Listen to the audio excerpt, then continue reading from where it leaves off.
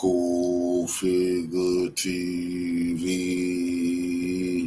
Revolutionary salute. Revolutionary salute. Like, share, subscribe. Welcome to the House of Revolution. You know I'm your humble host, the Yao Mean of Revolution. There will be no peace. There will only be war. I got a World War III alert. Before we get into that, be sure to wipe your feet. That means hit the like button. You in the House of Revolution. Like, share, subscribe, support the platform. You know, world war is everywhere we look. But the Middle East might be where World War III is set off. Let's get to the content. Salute. Tel Aviv is not sleeping tonight. The news coming from Tehran brings back a nightmare that has haunted Netanyahu for years. The fighter jet that shot down Indian Rafales from beyond visual range in what was described as the most complex aerial ambush of the past decade is now on its way to Iran. Leaked reports confirm that Tehran rushed to put the first squadron into service, as if telling Tel Aviv, any aircraft that enters our skies will turn into burning wreckage broadcast live for the whole world to see. And the question pressing on the nerves of Israel's military leaders, what if the Indian scenario repeats itself? What if these fighters manage to set up an aerial ambush against their jets, just as they did years ago over Kashmir? There are many secrets and details we reveal to you, dear viewer, about the Chinese Viper heading to Iran. Stay with us until the end, because what's coming carries details and secrets that could change the face of the next confrontation entirely. And if you believe this episode is worth your time, support us with a like so it reaches all followers. The Iranian Viper, J-10, under the microscope. The Chinese Viper is not just a code name. It is a 4.5 generation fighter, 16.4 meters long, 9.75 meter wingspan, 5.4 meters high, empty weight of 9.7 tons, and a maximum takeoff weight of 19 tons. It runs on the WS-10B turbofan engine, giving it a top speed of over Mach 2 at 18 kilometers altitude, with a combat radius exceeding 1,200 kilometers without drop tanks and up to 2,600 kilometers with external tanks, meaning Tehran can cover most of the Gulf without even leaving its own airspace. Its AESA radar can detect targets beyond 300 kilometers, track up to 8 of them, and engage 4 simultaneously, a capability Iran's Air Force never had before. The aircraft is equipped with integrated electronic warfare systems, both active and passive jamming, and an IRST sensor that can detect Israeli stealth fighters, even with their radars turned off. The fuselage is coated with radar-absorbent material, and its engine nozzle features sawtooth edges to reduce its heat signature, making detection harder and interception more costly. Its delta wing with canards provides sharp turning rates and fast climb performance, an edge that could mean superiority in a close-range dogfight if the Iranian pilot is forced into short-distance combat. In short, this is not a symbolic plane. It is a modern combat platform that makes any Israeli air incursion a real gamble and makes a repeat of the Indian scenario not only possible, but costly. The weapons of aerial execution. 7 tons of fury hang from the wings of the J-10, 11 external hardpoints packed with missiles and bombs, like a hanging warning sign aimed at Tel Aviv. The first thing to trigger panic in the Israeli General Staff is the PL-15, a missile NATO experts call the Beyond Visual Range Killer. Its range exceeds 250 kilometers, and may reach 300, threatening not only Israeli interceptors, but also the Adir F-35 themselves.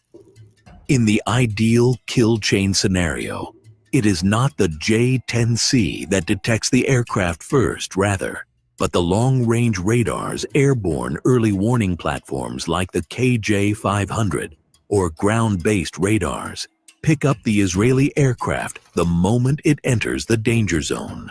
Target data is then passed to the fighter via data link. The PL-15 is launched, and the airborne and ground radars continue feeding the missile with updates until impact, keeping the Israeli plane exposed even as it tries to hide or withdraw. This tactic is not theoretical. It was executed against the Indian Air Force in a famous ambush that brought down aircraft from beyond visual range. Tel Aviv considers this the most terrifying scenario because it means even F-35 Adirs could be shot down before detecting the threat on their screens. After the support aircraft are downed, the sky turns into a trap. The PL-10 takes over in close-range pursuit, but the Iranian-Chinese fangs are not limited to the sky. The same fighter can also carry YJ-83K anti-ship missiles with a range of up to 180 kilometers, enough to strike Israeli naval vessels approaching the Red Sea or even the Eastern Mediterranean, all within the J-10Cs. These same weapons could be in Venezuela also, since Venezuela and China have the same type of relationship as Iran and China. 1,200-kilometer combat radius without refueling.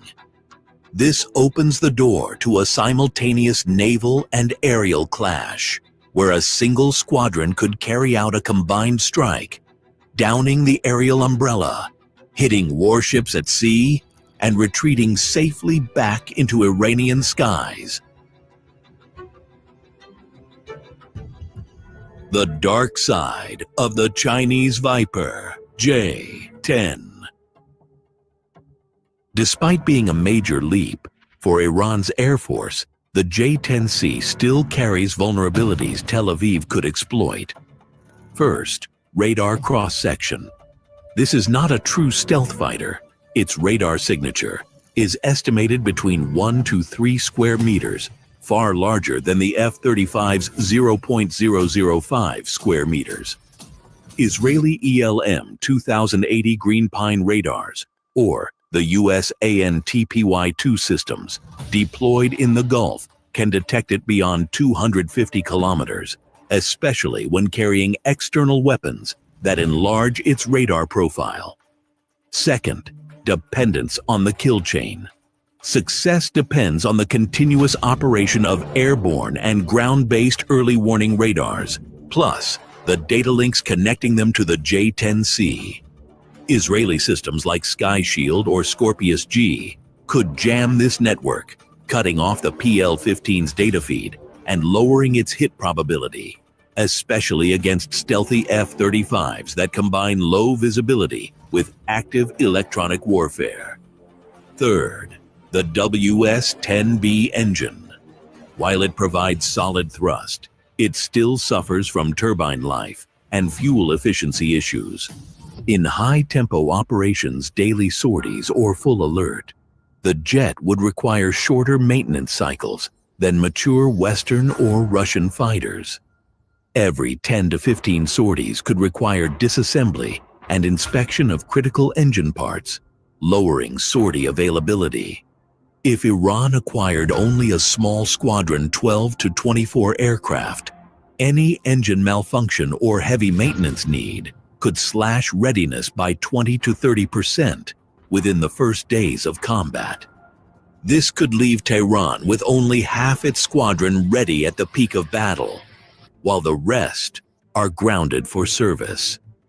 Israel could exploit this by launching successive waves of strikes to exhaust the active jets and accelerate engine wear, overloading Iran's maintenance and logistics chain. Fourth, training and integration. Owning a modern platform does not mean using it effectively from day one. BVR tactics and kill chain ambushes require intensive flying hours and joint drills integrating ground radars and AWACS with fighters. Any gap here risks misidentification and delayed launches, or underutilizing the PL-15's full range, giving Israeli pilots space to evade. And since the Israeli Air Force has decades of real combat BVR experience, even a small training gap could tilt the advantage back to Tel Aviv. Finally, self-protection. While the J-10C carries active jammers and electro-optical pods, it lacks the advanced DAS system of the F-35, making it more vulnerable to Israeli Python 5 or Darby ER missiles if detected early. In short, this Viper can bite hard, but its fangs can be broken if Israel strikes command centers, disrupts the early warning network, or leverages its electronic warfare edge to neutralize the missiles before they hit their targets. So here's the pressing question for you, dear viewer. Will Tehran succeed in using these fighters to deter an Israeli strike? Or will Tel Aviv find the flaw that shatters the J-10C's reputation before the battle even begins? Share your thoughts in the comments.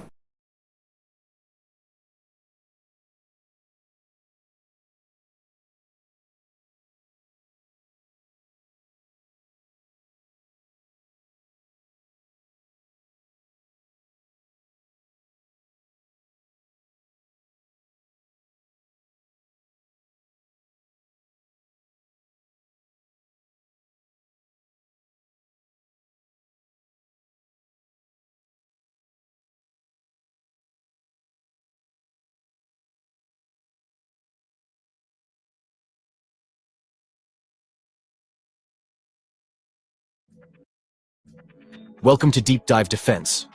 Over here we give rare insights you won't hear elsewhere. In today's video, we look at the potential for a renewed conflict between Iran and Israel and analyze the likelihood of such a confrontation. Following the 12-day conflict in June 2025, both sides have legit reasons to engage each other again. So we start with looking at the motivations and limitations of each side. From the Israeli perspective, the failed decapitation attempt last summer has effectively resulted in an Islamic Republic of Iran that possesses approximately 450 kilograms of 60% highly enriched uranium.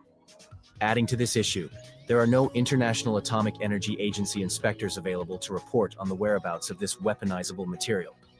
In practice, a nation with Iran's level of technological capability could readily utilize that 60% enriched uranium, employing a specialized nuclear device design to establish a credible arsenal of more than 24 nuclear warheads. Consequently, the uncertainty surrounding Iran's intentions for this material is placing pressure on Israel and its key ally, the United States, to take some form of action. The other factor motivating Israel towards a second conflict is its critical situation resulting from nearly 2 years of war against Gaza. The 12-day conflict was initiated because Israel felt compelled to act due to existential fears, speculating that the element of surprise and its intelligence exploits would lead to a successful decapitation strike and the subsequent downfall of the Iranian leadership. However, this perceived long-term existential threat remains largely unaltered by the outcome of the 12-day confrontation. Therefore, another attempt to assassinate identified Iranian leadership figures appears to be an attractive option, provided such individuals can be identified and tracked on a wide scale. Should such an opportunity arise, the risks associated with a renewed attack may be considered acceptable. For Israel, it is clear that any second conflict would need to conclude very quickly after such a second decapitation attempt. If unsuccessful, Iran would need to be incentivized to accept another pause in hostilities, primarily through the threat of direct United States involvement. From the Iranian perspective, the ideal scenario would be a multiple month-long conflict, characterized by a relatively low pace and intensity. This would create a war of attrition that is not aggressive enough to legitimize direct U.S. involvement. This scenario would exploit Iran's advantage in firepower, derived from its vast ballistic missile arsenal. Iran has certainly learned from its analysis of how Israel conducted its attacks during the 12-day conflict. Many of the assets utilized during the initial nights of that conflict, namely in situ sabotage assets that were smuggled into Iran over long periods and placed by sabotage teams, are now largely expired. This particular type of advantage does not exist on a scale comparable to the first attack anymore. Furthermore, the type of the warfare during the summer was characterized by the use of guided standoff munitions, weapons that can best be described as means to crack the shell in order to allow low-cost aerial bombing to subsequently take over. However, the short duration of the 12-day conflict was sufficient to substantially deplete Israel's arsenal of these highly expensive standoff assets. Consequently, a second attack can hardly rely on a similar supply of munitions to project firepower onto Iranian targets if it's prolonged. It may be sufficient to deliver a similar scale of firepower as was seen in the 12-day conflict, but not much beyond that. It is certainly not enough to compete with the volume of firepower Iran can generate with its ballistic missile force. The scale of firepower Israel is able to project can be deduced from the strike pattern observed during the 12-day conflict. One of the key secondary objectives, after the decapitation of the leadership, was to degrade Iran's missile production capability. Therefore, from the two separate industries of liquid and solid propellant ballistic missiles, the solid propellant division was selected as the target. This is due to its production infrastructure being mainly above ground, which reduces the risk of a catastrophic cascade explosion in an accident. Within this unhardened above-ground production infrastructure, Israel selected the bottleneck component without which production is not possible, namely, the propellant mixers. These production-critical facilities were likely struck by high-end air-launched ballistic missiles like the Golden Horizon or Air Laura, which possessed a high probability of penetrating the local defenses. The available firepower was not sufficient to target other critical elements of the solid propellant missile production infrastructure. Delicate high-tech objects, the destruction of which would have reduced Iran's production capability for solid propellant missiles for a much longer period, would have required more firepower. But what occurred was insufficient to systematically degrade that entire production infrastructure in long term. These observations provide clear hints regarding the firepower limitations Israel faces against distant high-value targets. This is due to the very complex and high-end nature of weapons like the Golden Horizon air-launched ballistic missile. During the summer conflict, Iran accepted the halt of fire upon Israel's request for reasons that remain unclear. The relatively moderate government of Iran's President Pezeshkian places a strong emphasis on diplomacy, both towards regional actors such as the Gulf states and international ones. However, the manner in which Iran was attacked by Israel while it was engaged in negotiations with the United States, combined with Iran's subsequent acceptance to pause the conflict at the request of the US and Israel, was a clear demonstration of de-escalation intent. This demonstrated to all regional and international actors that the war and escalation were not Iran's choice, but rather that Iran did everything it could to avoid further escalation. These actions have created the impression of a passive and fearful Iran being attacked by an aggressor with no apparent boundaries. The subsequent Israeli attack on Qatar in September has further illustrated that Israel and the United States are on the side of escalation, while Iran seeks to de-escalate and pursue diplomatic solutions. This status quo therefore presents an opportunity for Iran to refuse a pause in hostilities should a second Israeli attack occur. This time, Iran possesses the legitimization to continue its retaliation until a ceasefire negotiated to its advantage is reached. Should Iran be attacked a second time, this international and regional legitimization not to de-escalate can be combined with Iran's vast ballistic missile arsenal's firepower.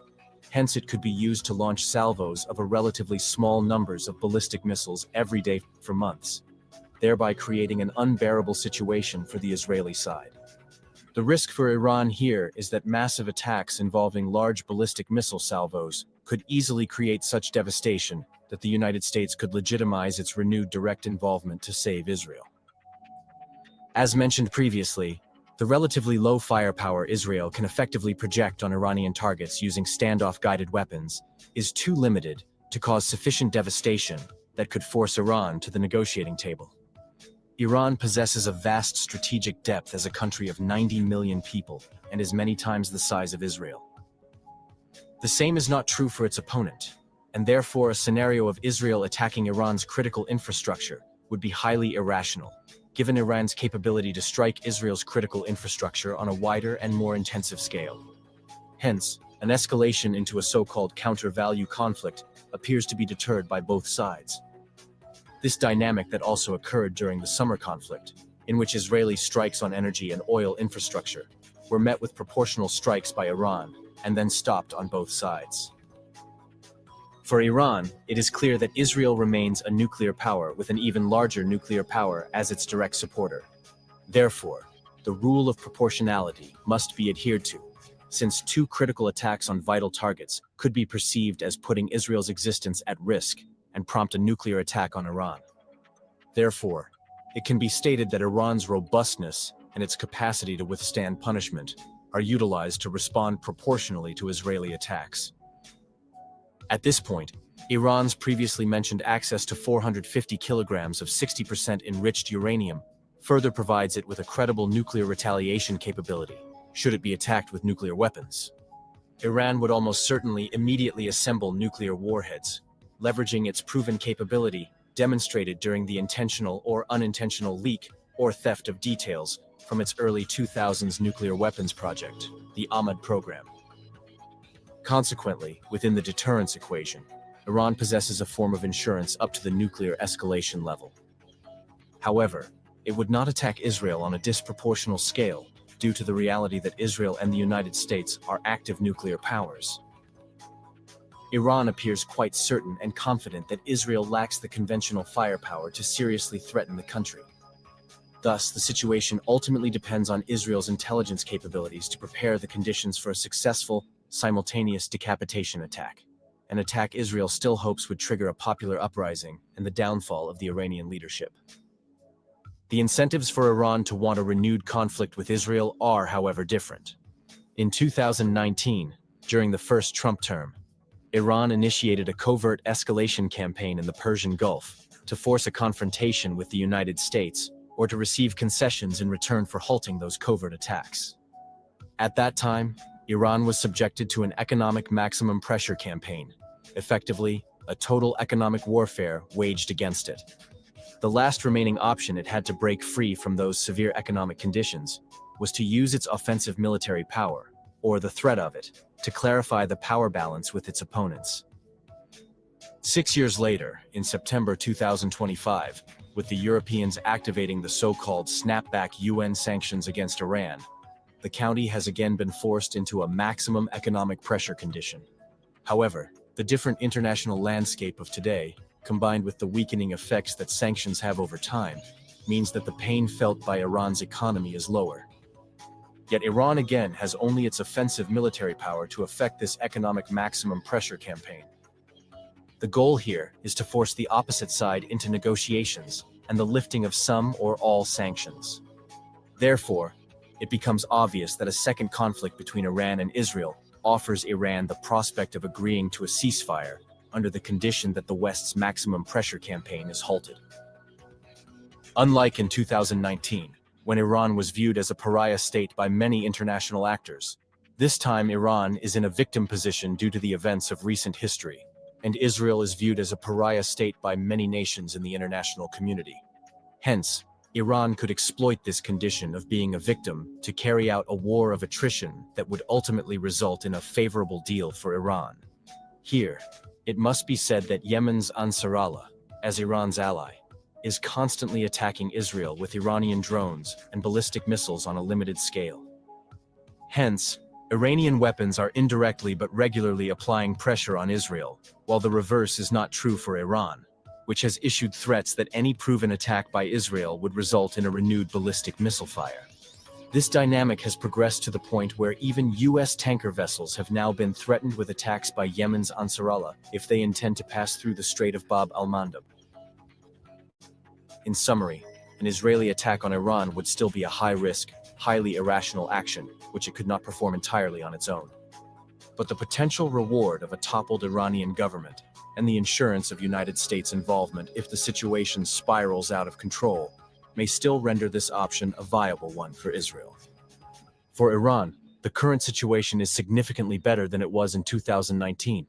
Its ally, Yemen's Ansarallah, is constantly attacking Israel on a low scale, and the effects of the sanctions and the maximum pressure campaign are felt much less acutely by a population and economy that has grown accustomed to the conditions.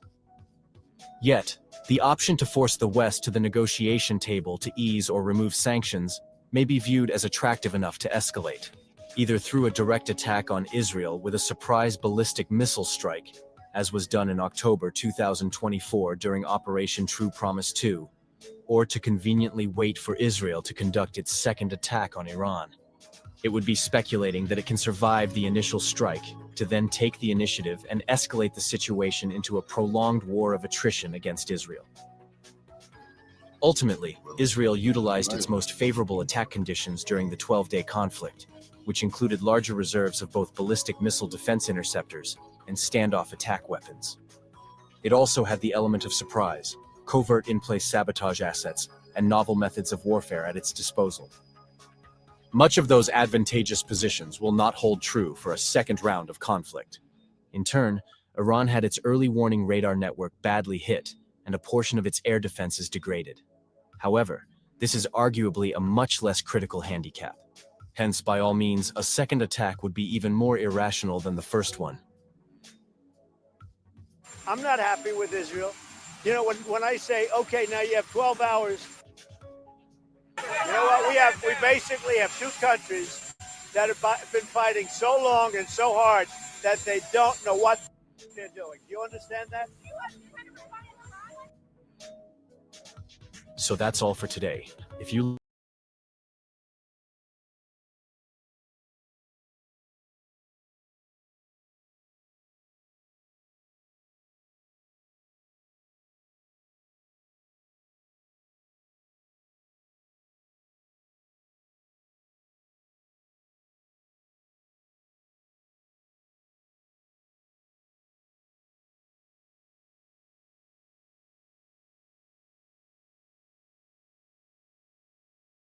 and multiple mainstream Western media outlets are now confirming this fact. The Washington Post warns that Israeli airstrikes could be imminent, and the national interest, which leans more on the GOP side, just revealed that the U.S. has deployed 12 KC-135 Strato tankers to Qatar, the same aircraft used to support long-range bombing missions like the one we saw during the 12-day war between the U.S. and Israel against Iran.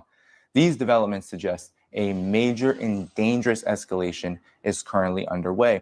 Of course, Israel always talks about escalation and has since the beginning, the middle, and the end of the 12-day war been threatening Iran with more strikes. He went in front of the UN General Assembly where over 50 delegates walked out on him, saying that Iran must not be able to rebuild its nuclear capabilities, that Iran's stockpile of enriched uranium must be eliminated altogether, the same rhetoric that sparked the first iteration of the war in the first place. And Netanyahu has vowed since the end of the so-called US-brokered 12-day war ceasefire that we have no intention of taking our foot off the pedal. And if we see the actions of Israel right now, striking Syria, striking Lebanon, striking Gaza in its genocide, we know that Israel, when it makes these threats, it does plan to make good on them, no matter how catastrophic it may be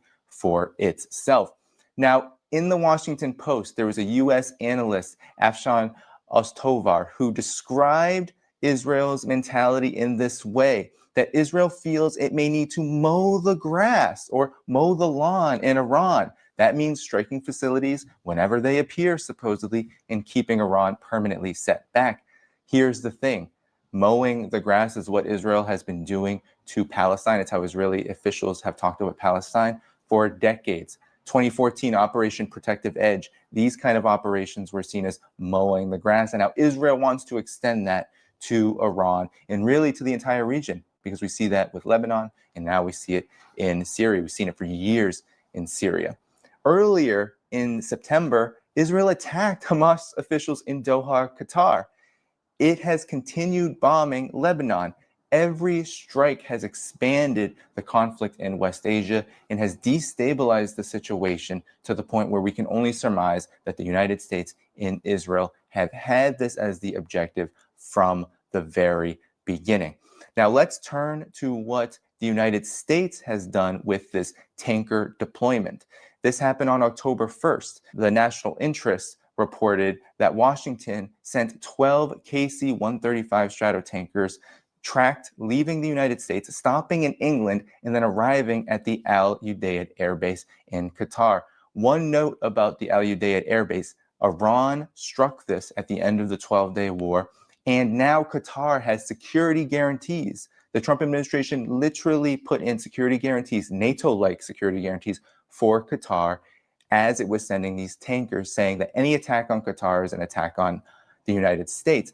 Now you could say that's because Israel attacked Qatar, and this is true, but the security guarantees are no doubt about Iran, that if Iran takes actions against this base again, that the United States will go to war. It's setting up a pretext. The United States doesn't care what Israel does. If it did, it wouldn't be supplying and supporting it like it has from the very beginning.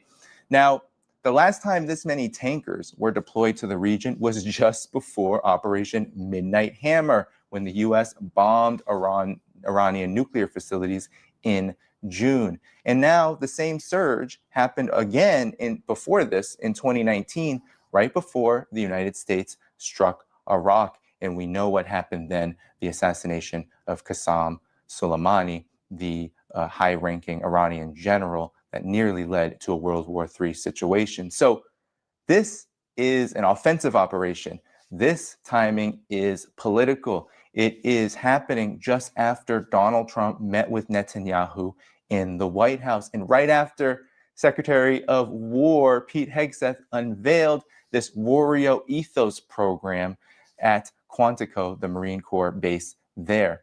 Truth. To ensure peace, we must prepare for war. From this moment forward, the only mission of the newly restored Department of War is this: warfighting, preparing for war and preparing to win. This is not about defense at all. And Pete Hegseth was very clear about this. This is about war. And the United States is definitely preparing for it against Iran. Now, the danger of this extends far beyond whatever Iran could do to strike back against U.S. and Israeli forces, especially Israel, as we saw during the 12-day war, the massive destruction that its ballistic missiles caused in cities like Tel Aviv. The Washington Post is noting very explicitly that the Gulf states, Qatar, Bahrain, Kuwait, Saudi Arabia, and the UAE, are not only speckled U.S. bases, but anonymous officials in these countries are very, very concerned. Because, why? They're all vulnerable. Iranian ballistic missiles could easily hit a number of these bases, and it demonstrated this, hitting a communications site at the end of the 12-day war. A senior Arab official who did not want to be named and did not claim any particular country said to the Washington Post, "The region today cannot go through the same Iran-Israel war or any of the other wars that have been occurring over the last 2 years. The cost is far too high." Yet, what we are seeing is that another war could destabilize the region in the way that the Iraq War of 2003 ended up doing. But Washington, of course, refuses to de-escalate. Instability serves U.S. interests. It justifies weapons sales. It keeps the so-called allies dependent on Washington. And it keeps Washington in control of the political future of West Asia. For ordinary people, of course, war means devastations, bombings of homes, collapsed economies, and generations robbed not only of peace, but also of their livelihoods and their lives themselves. Just look at the genocide in Gaza. Look at what happened to Iraq and what continues to happen all across the region from Lebanon to Syria. It is an absolute disaster, and things are only going to get worse when this war finally pops off. Now let's talk about sanctions, because sanctions have laid the groundwork for this entire escalation. The Washington Post explains that the Trump administration has reimposed these snapback sanctions, some of the harshest in world history. The Iranian currency is supposedly collapsing and inflation is spiking. All of this is purposeful. It's meant to starve the Iranian people into opposition to their government. But Iran has experienced this before, and sanctions have yet to collapse the economy. In fact, after the 12-day war, it was noted by many experts, including friend of the show, Professor Mohammad Randi, that Iran and Iranians have actually united now more than ever. And this is including against the US-backed sanctions. So the United States, though, has set an ultimatum that is very reminiscent of the 12-day war igniting. So Iran is being told that it has to negotiate with the U.S. Specifically indirectly, that it needs to drop all nuclear production. It needs to stop its support for allies in the region, and it needs to also stop developing missiles. And in a sense, it needs to capitulate to the United States. And these talks have collapsed completely. There is no motivation to engage in them on the Iranian side. Iran's parliament has even threatened to withdraw from the Nuclear Non-Proliferation Treaty altogether, a move many could say, and perhaps many would want to see, a development thereafter of nuclear weapons. Now, Masoud Pezeshkian, the president of Iran, told the United Nations that there's, quote, a wall of distrust between us and the Americans that is quite thick and quite tall, end quote. And back in Iran, as the currency began to destabilize, Pezeshkian told local leaders that Iran will never surrender to pressure. Now, experts are warning that sanctions actually don't reduce conflict. They increase it. They are economic warfare that makes open war more likely. That's what we've been saying on this channel from the very beginning. That's what we have been seeing everywhere across the world. Now the Trump administration is looking toward Venezuela to do the same thing. Remember, Trump escalated sanctions against Venezuela and now is looking to overthrow the government there under the pretext of hitting and bombing drug cartels. So why is the United States and Israel continuing to push war against Iran? Well, for Washington, the reasons are very clear. It's about global dominance. It's about protecting and preserving and expanding the unipolar world. It's about controlling oil and trade routes. Remember, Iran is a key cog in the Belt and Road Initiative that China leads, and that much of Iran's oil actually goes to China. It's about strategic leverage, of course, against China to cut off China and Russia from one of its closest allies in the region. And it's also a way, of course, to distract people in the United States from the crises that they are facing at home. And of course, this is a lot about Israel. It's about its military supremacy in the region. It's about getting rid of all independent, quote unquote, threats to its own expansionist ambitions. Together, the United States and Israel demonize Iran to justify policies that weaken, isolate, and punish it. But of course, history tells a different story about who the real problem is in the region. Of course, we know about the CIA coup in 1953 that overthrew the Iranian president, Mohammad Mossadegh. We know about what happened to Iraq from 2003 onward, to Libya and Syria from 2011 onward, and the genocide in Gaza. Today, it is Washington, it is Tel Aviv that is destabilizing the region, not Iran. Now, the bottom line is this. Washington is showing the world how sanctions are being used as a weapon to not only crush Iran's economy, which it has failed at, mind you, but also to expand back into a massive war against Iran in really the entire multipolar world. The U.S. deployment of these aircraft needed for another round of bombing, these tankers, is another signal that war could be, and very well is, imminent. Israel will always talk and always threaten strikes because Israel needs the destruction of Iran in order to achieve greater Israel and in order to ensure that the resistance loses. Now, this is not going to happen. Why? Because the Israeli project, the American project of empire, is outmoded. Even if Iran is sent into a spiral of destruction, it is no doubt going to unite the Iranian people more so around a program, not only of multipolarity, but of even more staunch independence. We know that during the 12-day war, we saw the images in the streets. We saw all across the region people cheering about the missile strikes that were going across thousands of kilometers in order to hit Tel Aviv. This is a moment in history where Israel and the United States find themselves more isolated than ever. The evidence of escalation is all there, but that escalation isn't a sign of strength. It is a sign of massive and growing desperation. The imagery of Netanyahu being walked out on by dozens upon dozens of delegates at the UN General Assembly is a testament to this fact. The United States is trying to manufacture consent for war against Iran, and Iran isn't even the only target. The Trump administration claimed it was going to be a peace presidency, but now we see multiple fronts where war actually is imminent. We have Iran, where the military escalation, the buildup to war is there. And we know that there are now anonymous Arab officials, Arab monarchy and Gulf country officials that are saying that this could happen at any moment. That is not even the end of it. Venezuela is now coming under fire. Nicolas Maduro, the president of Venezuela, has just said that they have spotted, the Venezuelan Foreign Ministry has spotted U.S. fighter jets flying just 75 miles off the coast of Venezuela. And any closer, it would mean the United States would be violating Venezuelan airspace. It's obviously a threat to Venezuela that these strikes that the U.S. is threatening against Iran could happen to Venezuela at any moment as well.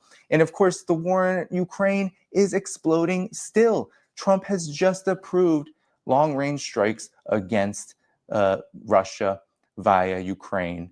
Even if the weapons aren't there, even if the US and NATO position is declining, it doesn't mean that the United States and NATO won't continue to pursue even more dangerous policies. There's even talks of Tomahawk missiles, every kind of wonder weapon in the books for Ukraine so that it can get closer and closer to hitting Moscow, to even maybe carrying out a decapitation strike on its own.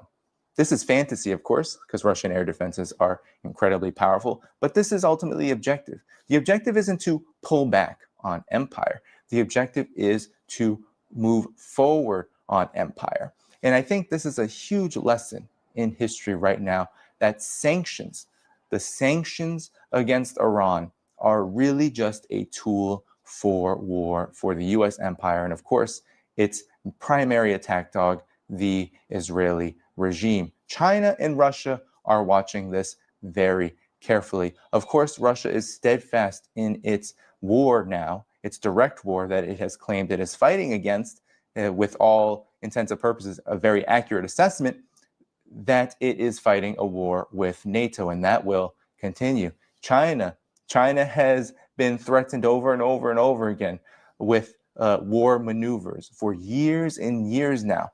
But its military parade during the 80th anniversary of victory against Japanese aggression sent shockwaves across US military halls. Why? Because China's military apparatus, its advanced hypersonic missiles, its nuclear capabilities are all powerful enough, even maybe more powerful than Russia and other countries in staving off any kind of military threat. So this is why the United States has to wage a hybrid war. It has to go after what it sees first as weaker links. The Trump administration made this shift very clear. He pandered to peace in Ukraine because Ukraine is a lost war. Of course, that war continues kinetically, and it will consistently continue until further notice. But the Trump administration is now moving its sights on what it sees as weaker links in this overall multipolar world. Remember, Donald Trump himself said that losing dollar dominance, losing US hegemony, is worse than losing a world war. That is the Trump administration's, that is Donald Trump's mentality. And that is why countries like Venezuela, countries like Iran are on the chopping block. Now, will it succeed? In my estimation, it won't succeed. Even if the United States is successful in decapitating Iran's leadership, even if, and we know that Israel was pursuing the Ayatollah Khamenei, right? They were pursuing him and they failed to get him. But even President Pezeshkian was hit by an Israeli airstrike and became injured during that 12-day war. We know that the United States and Israel will pursue regime change. But even if they do succeed in taking out leaders, the Iranian people, the Iranian nation, even Venezuela for that fact, are very much united around sovereignty and independence. And actually, there could be a massive backfire effect on the United States, where you have weaker and weaker and weaker oppositions within these countries, unable to muster any political power, because in doing so, they are seen as supporting an aggressive foreign government conducting an illegal war against them.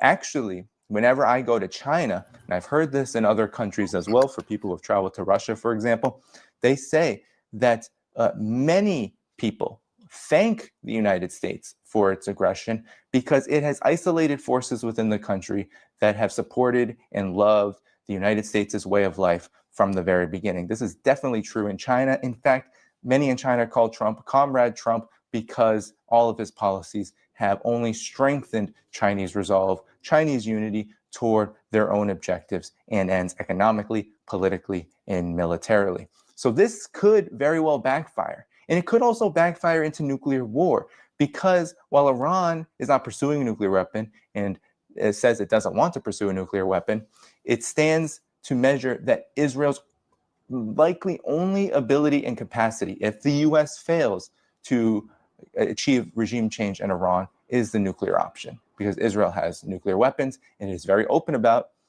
using them if it needs to, the Samson option. Now, if that occurs, then you have a massive nuclear proliferation regionally. You have Pakistan in the region with nuclear weapons. You have, of course, the United States ready to use nuclear weapons. And of course, you have Russia and China, which are nuclear armed as well. This could very well trigger a World War III scenario. And that's the point to many of these strategists, many of these so-called military planners in the United States. They don't have any kind of objective in mind that many would assert is rational, to the degree of, well, if we take out this government, then now we can dominate the region wholly. No, it's not just about that. It is actually about moving toward not some kind of vision, but to the preservation of the current world order by any means necessary. And that means that destabilization, regardless of the consequences, serves the purpose of ensuring that the United States' empire remains dominant, at least for another day. That is how desperate they are.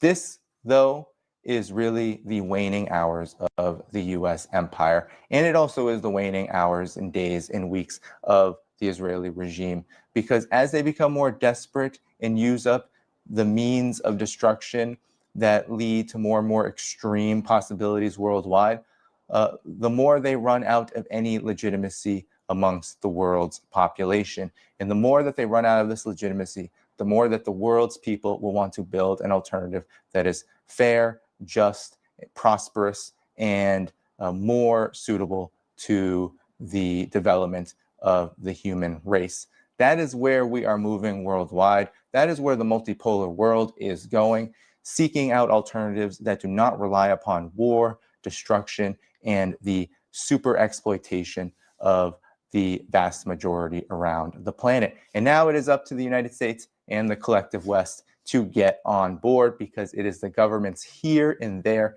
that are causing all of this destruction, that are allowing Israel to do what it is doing, and that is allowing all of this suppression, all of this repression, all of this stripping of freedoms, all of this economic immiseration we are seeing in the West to continue. It's all about empire, and it's all about keeping the corporations, the monopoly interests, the financiers as profitable as possible at the expense of the rest. A war in Iran would only explode this reality into the faces, especially of those in the collective West and the US, who are seeing their livelihoods and their existence become more and more precarious.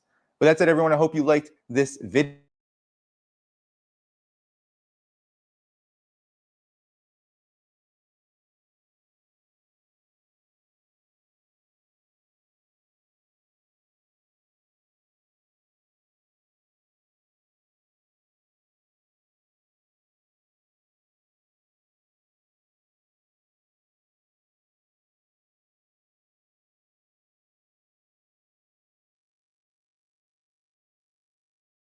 And welcome to this episode of Countercurrents. I'm Larry Johnson.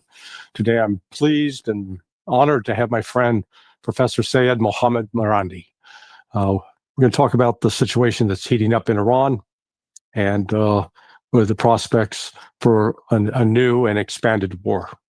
Thanks for watching. Hit the like and subscribe button. All right. Hey, Professor, thank you so much for doing this again. I didn't run you off after last session, huh? No, thank you very much for inviting me and notice this shirt there. Yeah, no, it's outstanding. It's tasteful. People say that mine are not necessarily tasteful, but as they've told our mutual friend Nima, I said, the shirts. I'm not trying to make light or disrespect what's going on or just disrespect people I'm talking to. But my God, the world is so dark right now. We need some things to try to brighten us up, and if we can do it with shirts, great. So, Of course. you're hanging out in Sochi attending Valdai this week. That's right. I'm in Sochi, and it's the Valdai Discussion Club. They have different conferences, but the one at Sochi is, I think, their biggest event, and so I'm here, but I'm trying to follow up on the news in our region and Ukraine, and also see what people are saying about the general trends that people from across the world. It's a very interesting conference, and it's it's held in a ski resort. There's no snow here at the moment, but so we're sort of a bit isolated, and it makes people, I think, interact more with one another rather than going out. Well, what are they saying to you about the situation, particularly this? I'll call it the Western conspiracy against Iran. Because we've seen that with this whole snapback of sanctions. I call it so-called snapback of sanctions, because how can you snap back sanctions that were actually never really taken off, right? Yeah, the snapback is, in my opinion, and in the opinion of many in Iran, really not that big an issue, because the sanctions that are revived, the UN Security Council sanctions, they are already in place. The United States and the Europeans, and especially the United States, they threaten countries that violate American maximum pressure sanctions. So the revival of the UN Security Council sanctions is not really a big deal, especially because they are limited to more or less to the nuclear program and Iran's military capabilities. But also, in addition to that, as you know, the Russians and the Chinese have signed a letter with the Iranian foreign minister. The Iranian, Russian, and Chinese foreign ministers together signed this letter saying that they do not accept the legitimacy of the actions taken by the Europeans. Right. And that since they violated the deal, they have no moral or legal right to use this mechanism. And also, since they did not go through the proper means to implement this mechanism, they say it's null and void. So that sort of that dents that tool that they were using, because Iran's nuclear program is, of course, indigenous, and its military is mostly indigenous. And what it does get from abroad is from primarily these two countries. So if these two countries don't accept that that the snapback mechanism has actually been deployed and the UN Security Council resolutions revived, then it makes it toothless. Right. But it does have a psychological impact because the markets in Iran for a while they're worried about what will happen, and you have all these Persian language media outlets that are funded by U.S. and Western intelligence agencies and different state organizations like BBC Persian, like Iran International, Manoto, and all these uh, uh, online armies that they have in Albania and elsewhere. So it does create some concern, but it has to a large degree died down. And someone told me, and I don't know if this is true because I was here in Balda and I haven't been checking the news in Iran that much. The Taliban downed the internet in Afghanistan for reasons which are not completely clear to me yet. Some say there was something going on in Afghanistan, uh, an attempt by the Americans to, or inside the Taliban, there were some divisions. I'm not sure about that, but in any case, when the internet went down, uh, a lot of some of these Telegram channels that were speculating on the Iranian currency, they were they suddenly went blank, and this shows that this attempt to manipulate the currency is being done from outside the country by people affiliated to the West. Again, I don't know how true that is. It's something that someone told me last night when I was speaking to him in Tehran. But in any case, I think that by gradually the concern about the snapback and the supposed revival of the UN resolutions that that's dying down and Yeah. people are seeing that things really changed. Well, but I dug into it. And so, I was trying to, put the whole thing in context. So before JCPOA, there were like 7 major categories of sanctions that were imposed on Iran. And the way JCPOA was supposed to work, that this scheme, the snapback scheme, is in fact, I was surprised to learn, was suggested by Russia.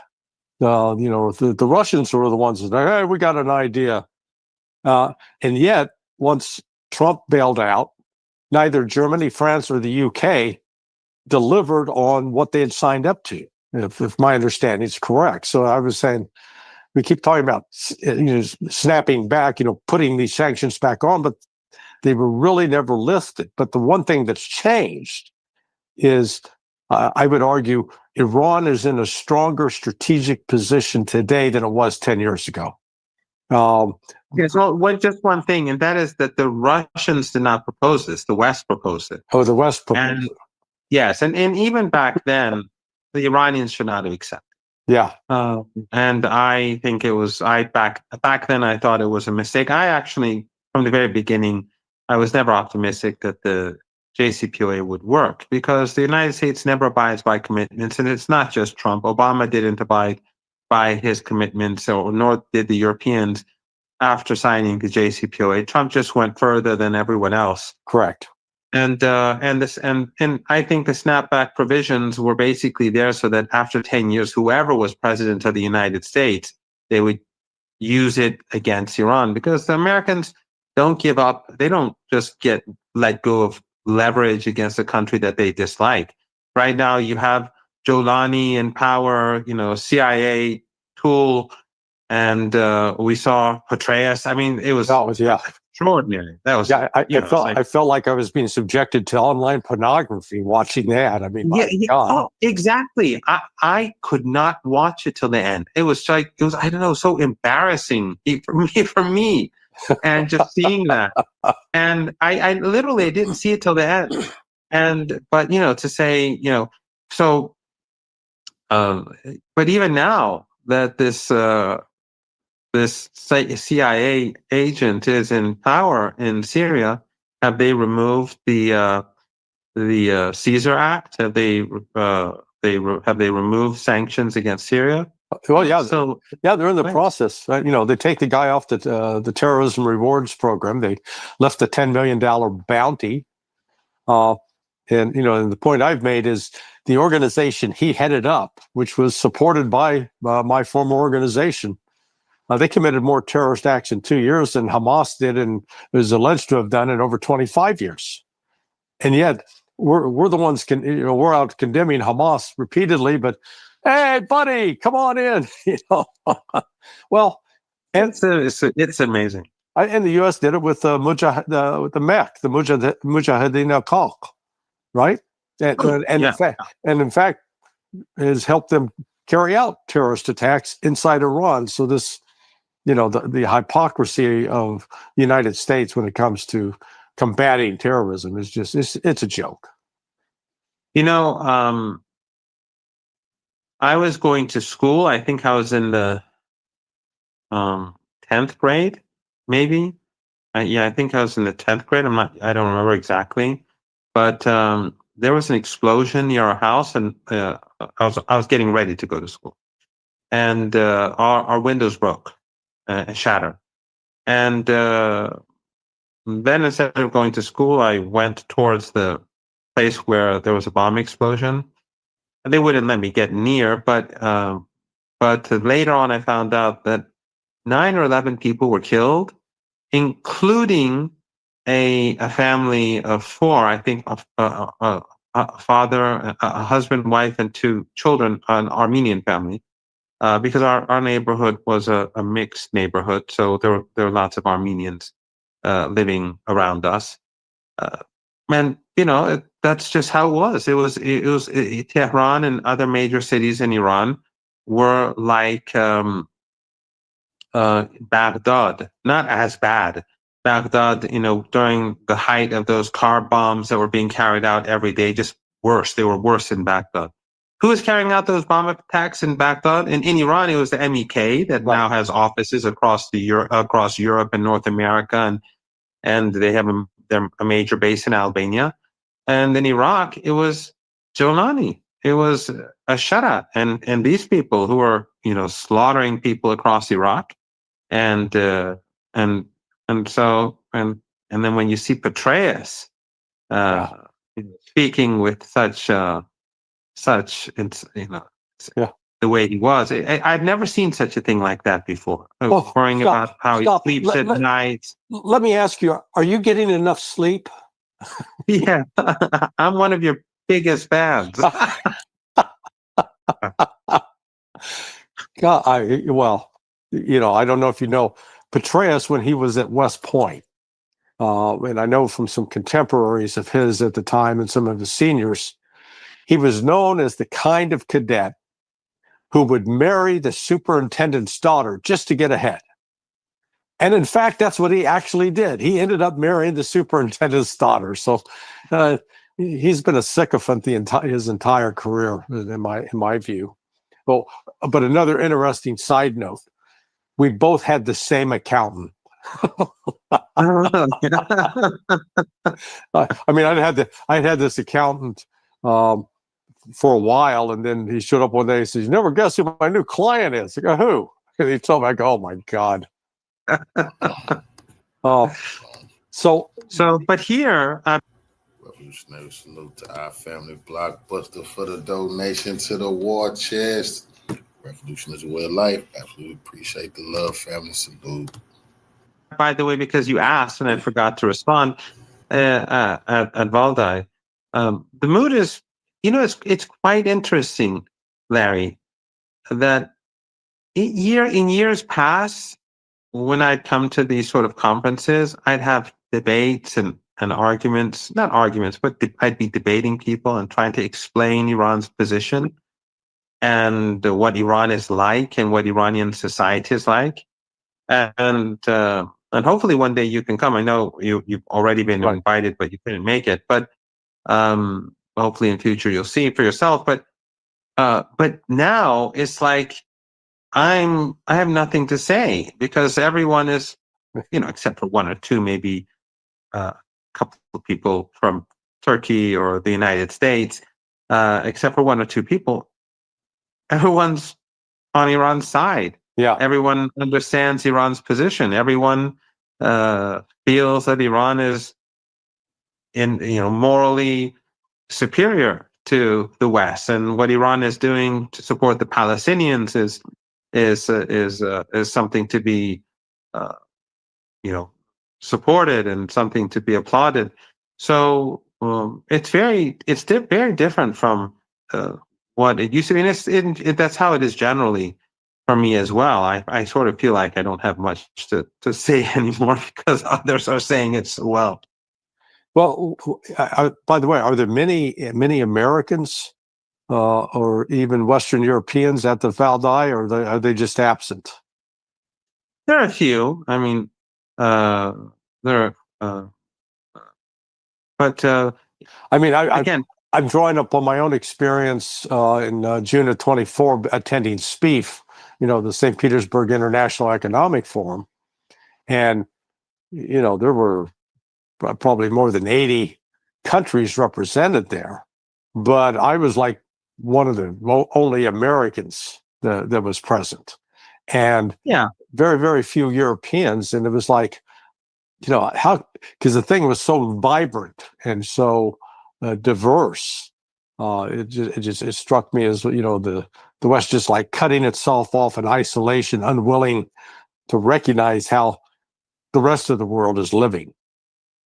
Yeah, I think that's how this conference is too. It's very global. You have people from all the different continents, from Latin America, from Africa, across Asia, of course, China and East Asia, and India, Europe too, North America as well. It's a pretty global. I haven't, of course, spoken with everyone. I don't know how everyone feels about different issues, but the people who I've spoken to, they've it's sort of the world has changed, and the United States, I think, just as I know you believe this way. I've seen you often, and I've listened and watched you.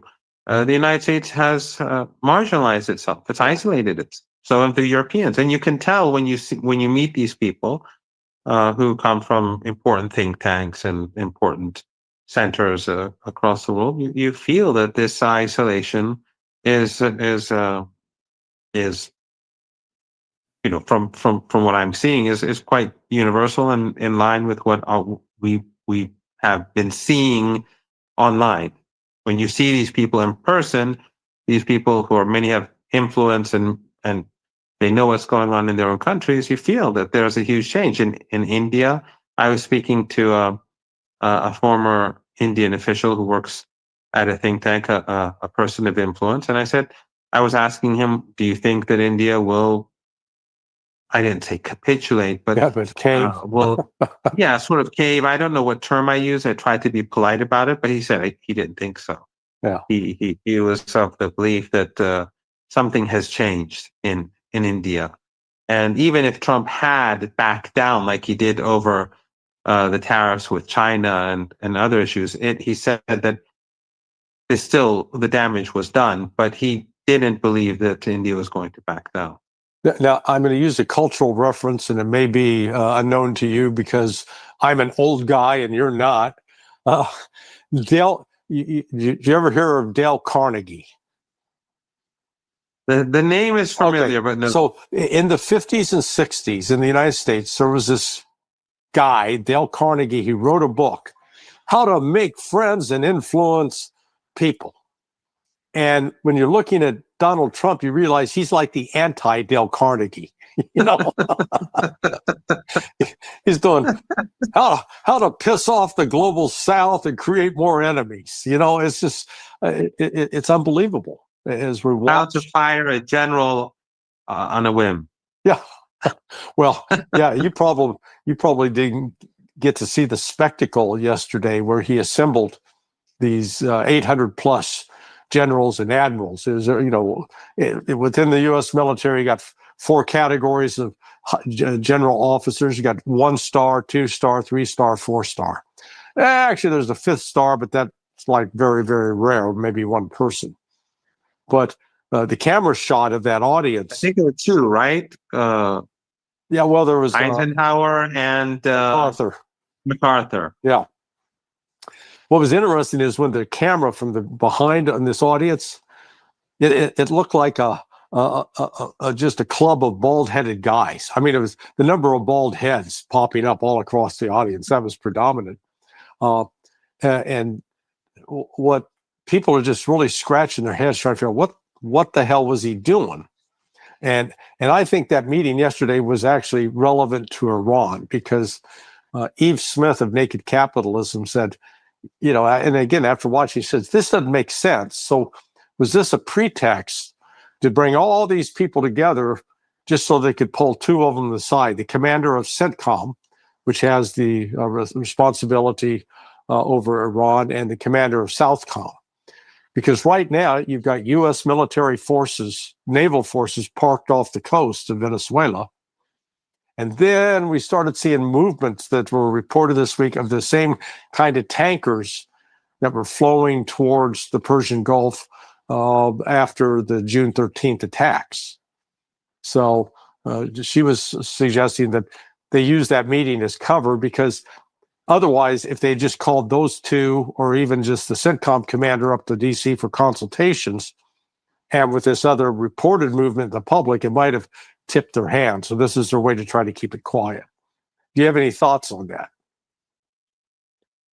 I don't know. I mean, I saw bits and pieces of the program, and I thought it was very ridiculous. But the Iranians are preparing themselves for war. They've been doing so ever since the halt in fighting, and I know that the Iranians have plans both for short term, medium term, and long term, and they're working on all of them simultaneously. So I would imagine that if there is another war tomorrow, that the Iranians would be much more prepared than they were last time around. Last time around, they weren't caught off guard. About the war itself, they knew it was going to happen, but they didn't think that the Israeli regime would target senior officials. Right. They thought they were going to strike military targets and the nuclear program and all that. But also since the Israeli regime gave it its best shot, because this was obviously a so-called regime change operation, the Iranians were able to see their strong points, learn about their weaknesses, learn about their own weaknesses, and now they're restructuring, rebuilding, or improving their capabilities in accordance with the experiences that they gained during the war. So I think that if there's another round, it's going to get worse for the Israeli regime. But my assumption then is that it will be pretty bloody. I can't say for sure there will be a war. I mean, until it happens, no one can be sure about anything. But the assumption in Tehran, the military, the state, is assuming that there will definitely be a war and that it could be quite close. It could be sooner rather than later. But I think if the Israeli regime was looking for its own interests, if it was looking out for its own interests, it would not launch a war.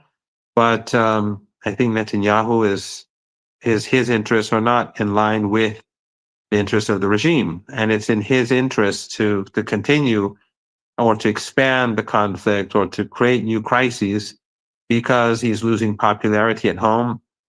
Many people want the war to end. Most people apparently want the war to end. Not that they are against genocide. Their own polls say that the vast majority of Israeli Jews are supportive of the genocide, but they're tired of the war. Yeah. And so he's had no real success. He's slaughtered hundreds of thousands in Gaza, but he hasn't captured Gaza after 2 years. He hasn't defeated Yemen. He hasn't defeated Hezbollah, regardless of what they say. His only success was in Syria, and even that, I'm not quite sure if he and Erdogan have been successful, because I think Syria is costly both for Erdogan and for Netanyahu.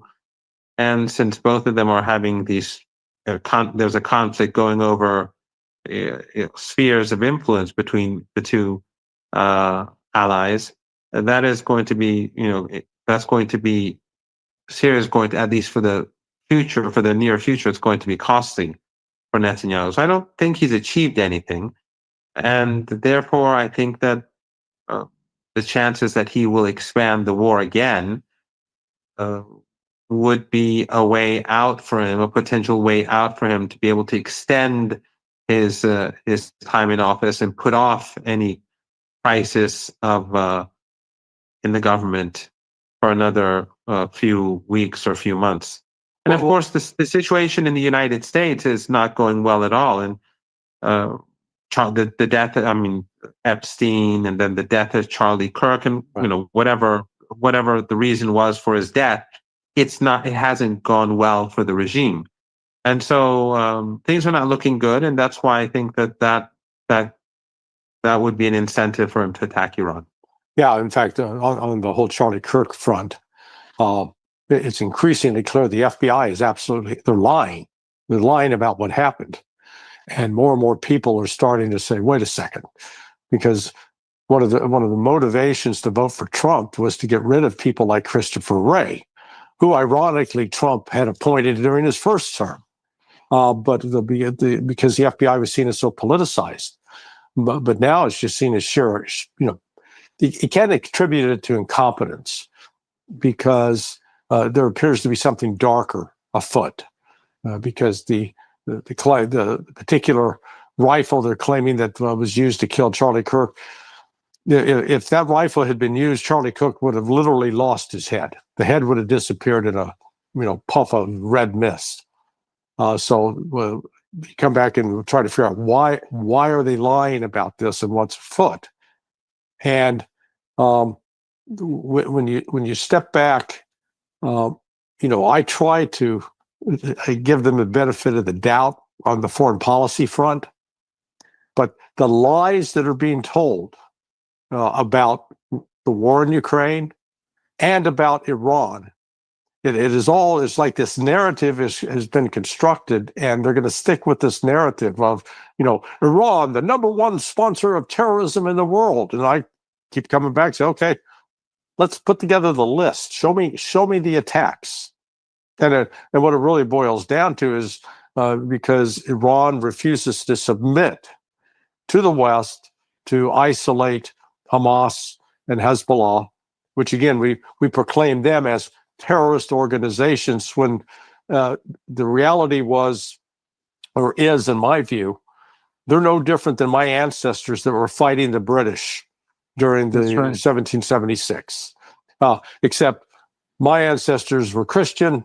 These folks, a lot of them are Muslim. But it's the same principle: fighting for their land, fighting to oust a foreign oppressor. And yet, ironically, the United States, who was born in that, is now the biggest opponent to that kind of vision.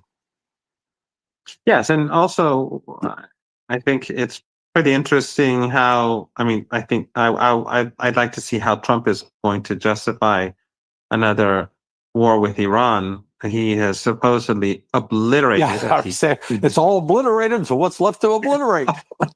So okay, so now what? But I think that the narrative has collapsed outside of the United States. Here, where I am in this conference, it's clear that the United States does not command any respect, and I mean the state, the regime, Trump, and the political establishment. And it's not just the Russians; it's wherever you look, and people. These are not like obscure people coming from these countries. They're very influential people. Probably the least important person here is me, but you have some key people here who are very critical of the United States, and no one has any faith in what Trump says or does.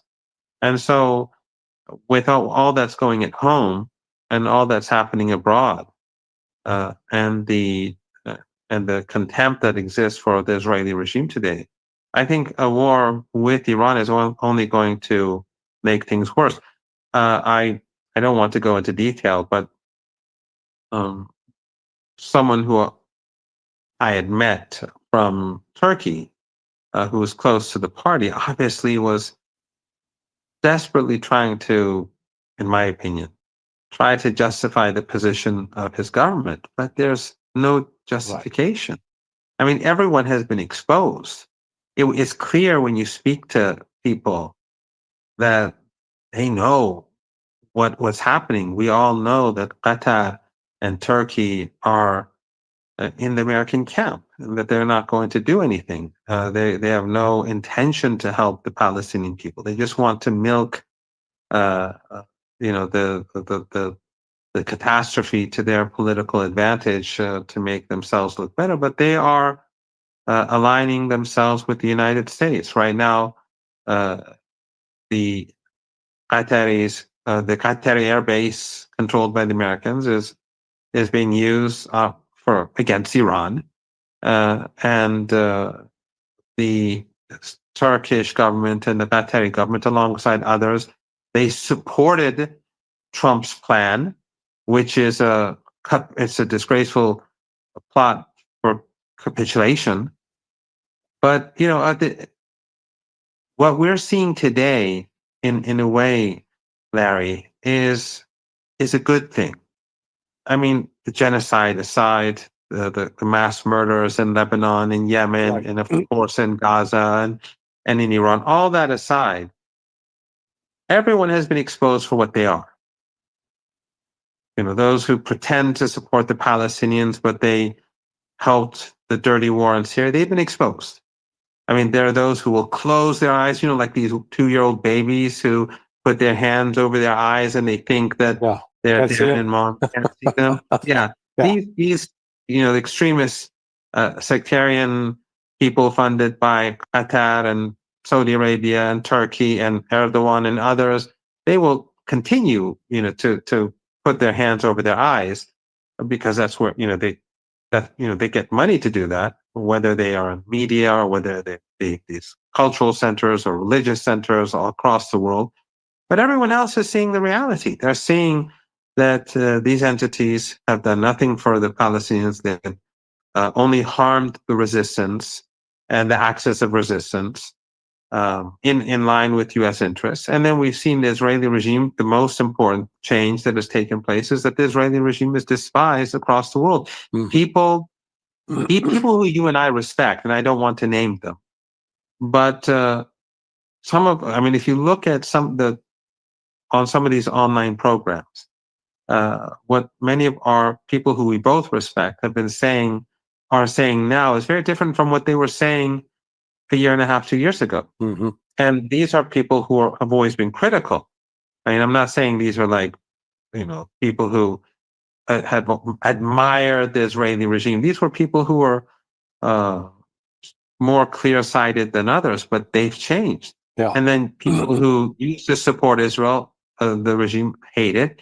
More people know about the history than ever before. That this October the 7th starting point and the lies that were promoted back then by the media and think tanks and Western leaders, no one buys it anymore because there's too much awareness. And don't forget to say the worst thing that's happened to the Jews since the Holocaust.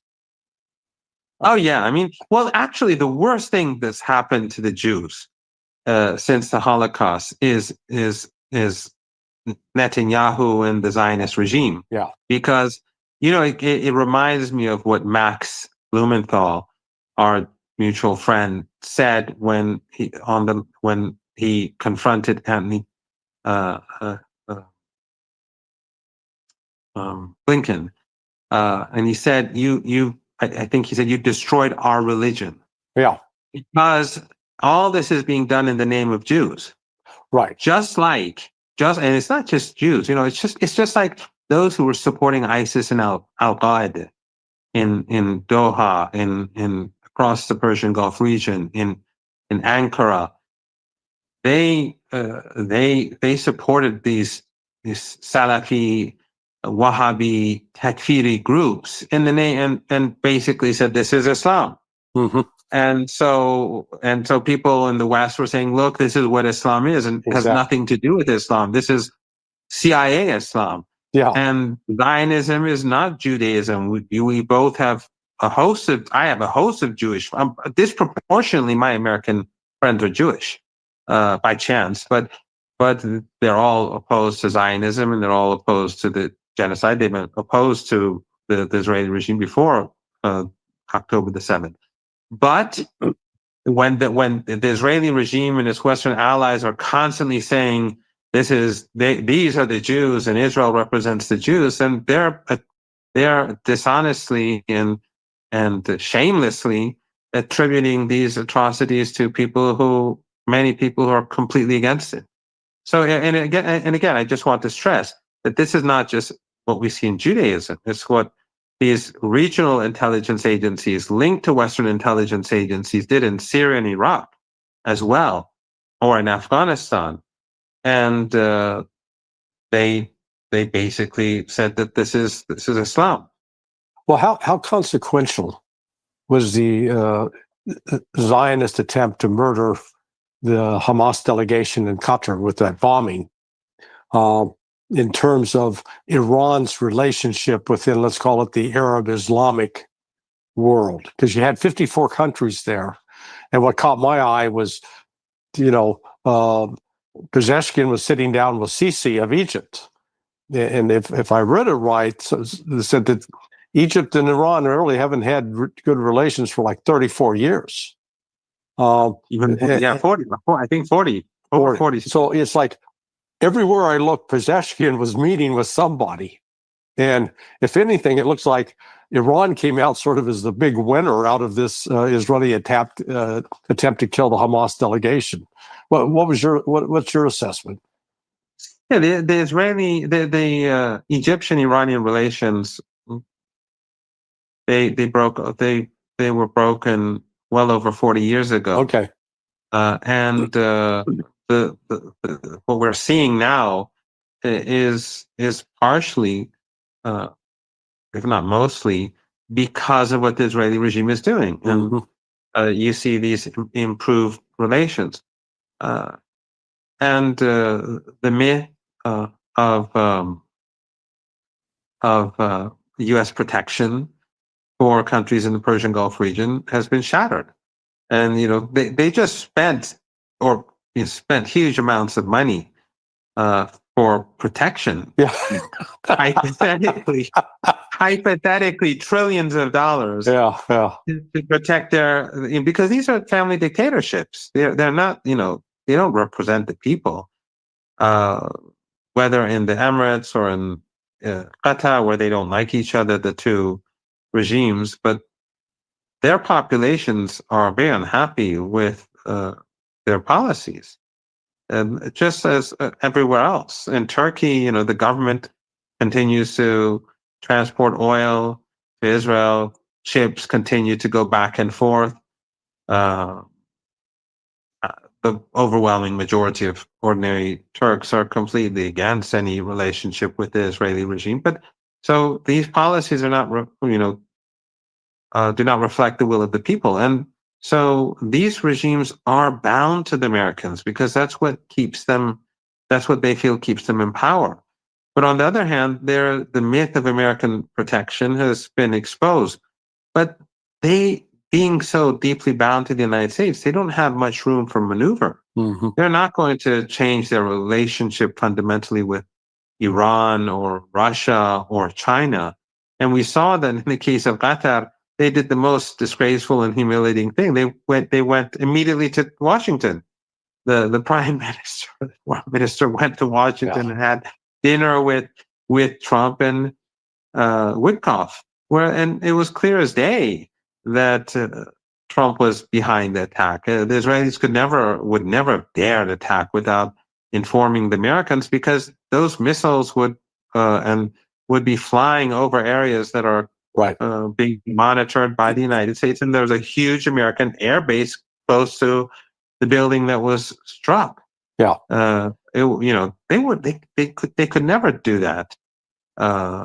And so, but then, they pretend as if Trump forced Netanyahu to apologize, and there was no apology.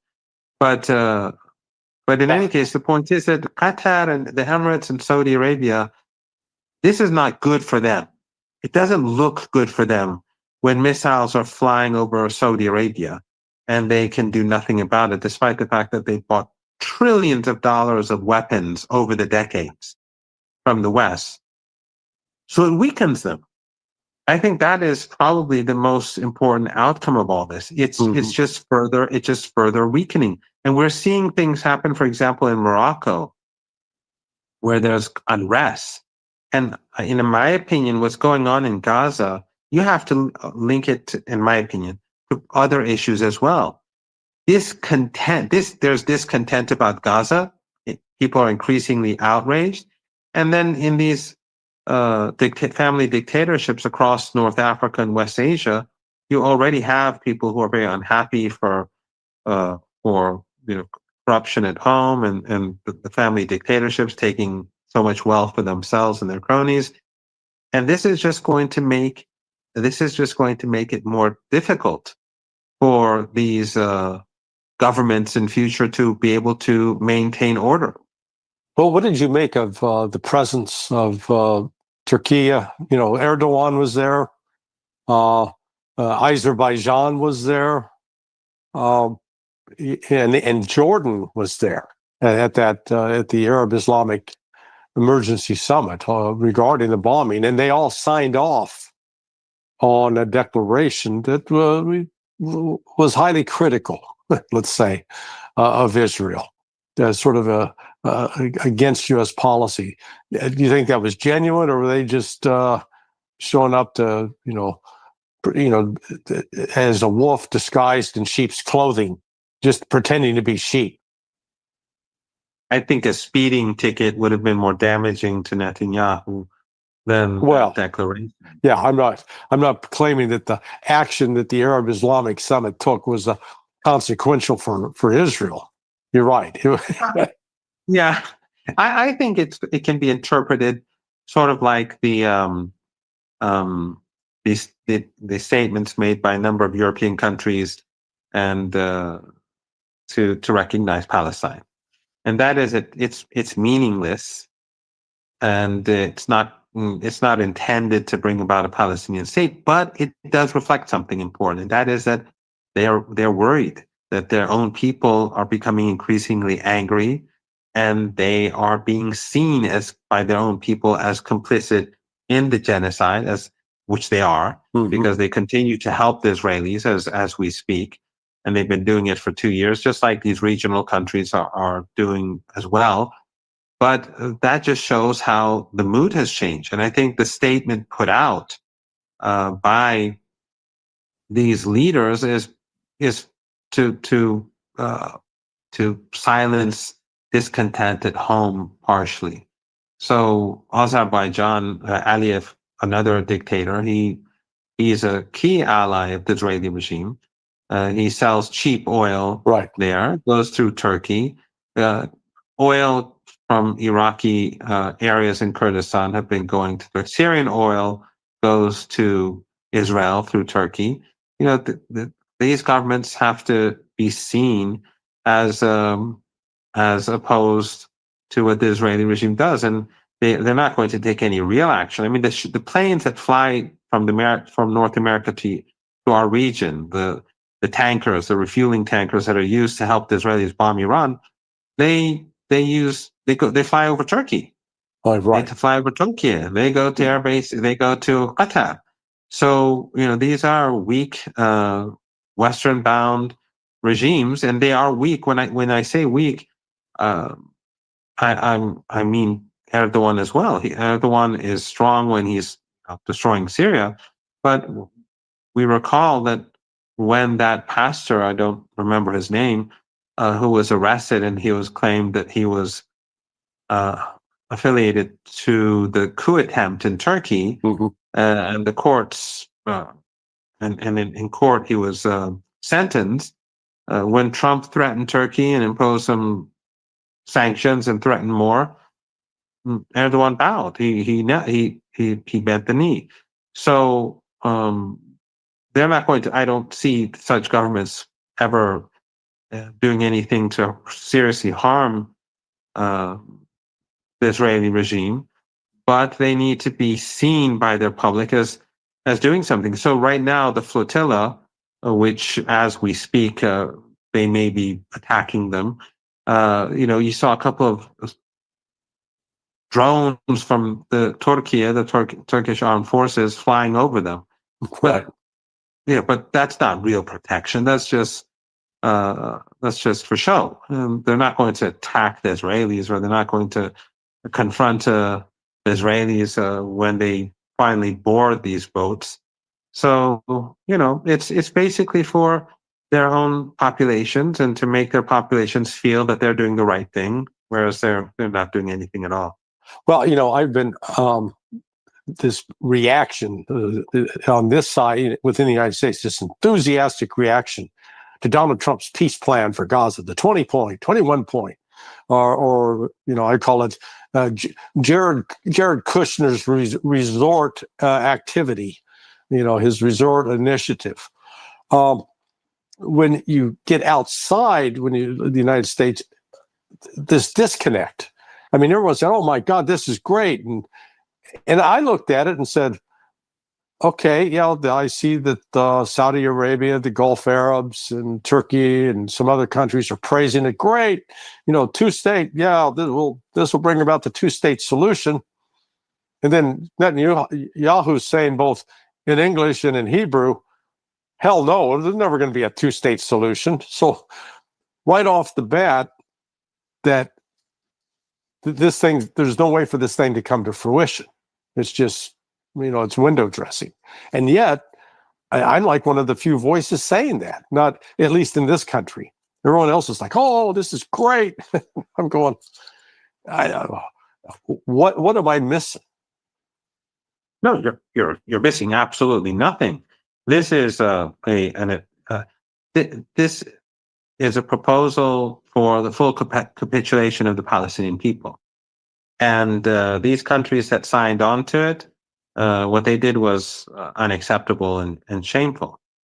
And even this horrible plan, this plan to destroy Gaza and the resistance and the honor and dignity of the Palestinian people, even this plan is unacceptable for Netanyahu, as you rightly pointed out, did an interview in Hebrew saying, don't worry, this is nothing is going to happen. As he is not even strong enough.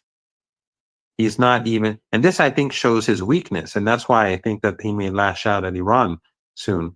He's not even strong enough to be able to say this in English, or not to say it at all, because the plan is a win for him and his his fanatical allies, but they are so extremist that they won't even accept this. So he has to go in Hebrew and say, no, don't worry, we're staying in Gaza, we're not moving out. The plan is basically to buy time for Netanyahu, and it because popular support in the United States for the Israeli regime has collapsed. Yeah, it's cratering. Yes, it's going down like a rock. So they have to, I think, try to create this image of Netanyahu seeking to bring about peace, but Hamas taking a hardline stance, and again try to create an environment where Netanyahu gets some better publicity. But I don't think it's going to work. We've moved way beyond that. They can take over TikTok and post pictures of Netanyahu day and night, and they can buy CBS and ABC and NBC and CNN. I mean, they're already propaganda outlets for Israel, more or less. But it's not going to change anything, because people are sick and tired of all these dead babies, seeing all these dead babies day and night, and all these women with their limbs torn off, and these mothers grieving over all their children dying in front of them as the Israelis bomb their tents. people are just this is no matter this cannot be explained away anymore after What, 2 years. well, do you follow Candace Owens at all? I was actually last night. I listened to her latest piece, like the first 20 minutes of it, and but yes, I do. I don't watch all of her material, but I am more or less following what she says, and she's now. I mean, when she speaks, she gets more viewers than anyone else. Yeah, she's got. So when she was at the Daily Wire, the Daily Wire may have had like 2 million subscribers to the YouTube channel. She's got 5 million, by herself. But I raised her, Tucker Carlson, and Megyn Kelly, which are all being accused now of being anti-Semites. In fact, Megyn just did a piece that was highlighted by the Young Turks, where she was getting pressured to cut off all contact with those vile anti-Semites, Tucker Carlson and Candace Owens. And all that's doing is it's like, might as well pour more gasoline on a fire. It's going to burn hotter. It's going to spread. And the Israeli bullying that they've gotten away with in the past, it's really coming back to bite them in the ass on this one. Yes, I think, I don't know if you saw that propaganda piece of that young African American and that woman. Yeah, oh yes. Oh, The guy with the white hair and yeah. I mean, I thought when I first saw the first 20, 30 seconds of it, I thought they were ridiculing Israel. Yeah. I thought they were, and then I didn't know who they were. Then I found that they were influencers. These people have just, they've always been so famous for their propaganda, the Zionists and the Israeli regime, and how they're able to manipulate. And it's like they're just doing the opposite now. It's like whoever's in charge now is intentionally trying to destroy the Israeli regime, and the way they conduct themselves on the battlefield. Well, it's not a battlefield; it's a slaughterhouse. Yeah. The way they conduct themselves in the Gaza slaughterhouse is not very different from the way they are now conducting themselves online. Well, in fact, what they've got now is they've packaged up cow manure and trying to sell it as chocolate mousse. Okay. Yeah. And people go, doesn't smell like chocolate mousse, doesn't taste like. We hate your product, and yet exactly. They persist. Well, let me close out with this. It appears now that as a consequence of the attacks, that 12-day war, that Iran's relationship with both Russia and China, particularly at working levels across the government, have become much deeper and more firm than was the case prior to June 13th. Do you think that's a fair assessment? Yes, I think that's definitely the case. I think Iran's relations with Russia and China were always good, and there's always the liberal class in Iran, the sort of West-leaning liberal class. They've always been very hostile towards Russian and Iran-Chinese relations. But the interesting thing is that, Larry, after the 12-day war, many of these people have shifted their position. Actually, many young people who I know personally, students at my university, some of my former students, they've come to me. Students at my faculty, I don't know, they just come up to me and thank me sort of and say, I was wrong. A person I've never met before. Mm-hmm. Or some of my former students, they come and contact me, or they even come to campus just to see me, or they may be passing by and they just say hello, and they come and say, you back then we thought you were talking nonsense or you were exaggerating, or but now we see, you're right. The mood in Tehran has shifted dramatically among a certain class of people.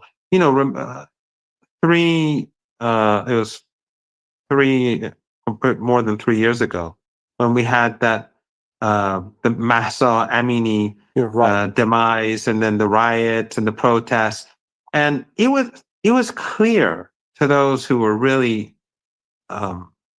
seriously and being honest intellectually, that there was no evidence that she was ever beaten or that she had any she was like physically harassed. The footage doesn't show that. They didn't show that. The autopsy didn't show that. Now, whether they did the right thing or in dealing with her, that's another issue altogether. Right. They could have just left her alone, but they didn't do anything to her, and she died of a condition that she had beforehand. She had an operation as a child. But the real issue among the rioters and the protesters was not her. It was about many of these young people, including some of students in my own faculty. It was about Iran in their eyes is not letting people live their lives, and that Iran is obsessed with an animosity towards the United States. They just want to always fight wars with the Americans, and they don't want us to have the sanctions to go away and to compromise and let us live our lives. And the worldview of these people was shattered during the 12-Day War, because they saw that Ayatollah Khamenei was absolutely correct. And he also was very smart, because he agreed to indirect negotiations with the Americans, even though he knew they were going to bomb Iran.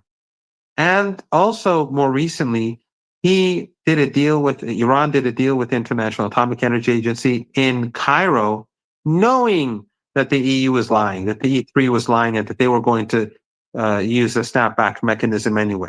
And they said, we want you to negotiate with the Americans. And Iran said, fine. The Americans can go and join the P5+1. And still and they said, sign a deal with the IAEA. And they said, okay, we'll sign a deal. The Iranians knew that they were not going to do it. But what it did was that for this younger generation who did not see the war, the revolution, or they just thought that we were the ones who were obsessed and that we wanted confrontation. They saw no. So they saw it was the other way around. So the mood has changed dramatically among people. Doesn't mean that people are not dissatisfied. If you ask people, how's the economy doing? It's terrible. In general, Iranians criticize. If you go in Tehran now, or 5 years ago, 10 years ago, if you sit in a taxi, or if you go into the underground, the metro, if you take a bus, people will grumble. If you sit with my friends, we never say anything good about the government. I don't. I defend Iran online in principle, sure, but in general, we don't sit around saying, yeah, the hospital service is really great, or the school system is. We're always saying it's terrible, and this is terrible, and that is terrible. That's just that's our part of our culture. But there are many problems with Iran. But the point is that they recognize that Iran it's in the right, and that the United States cannot be trusted. And it's not just Trump, because the Iranians saw, and many people across the world saw, how Trump's enemies were also trying to justify the war. We saw CNN speaking about sleeper cells in the United States. And this is something that I wanted to say earlier, and I forgot. They talk about terrorism, but all of our graveyards are full of people who died because of the United States and terrorism and so on.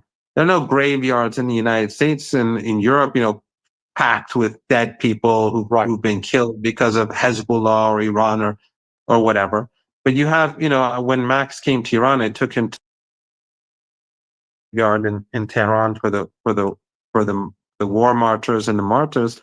And I said, all of these people died because of the West, because of U.S. policy in this region. Our graveyards are full, theirs are empty, and we're the ones who are we're the bad guys. Yeah.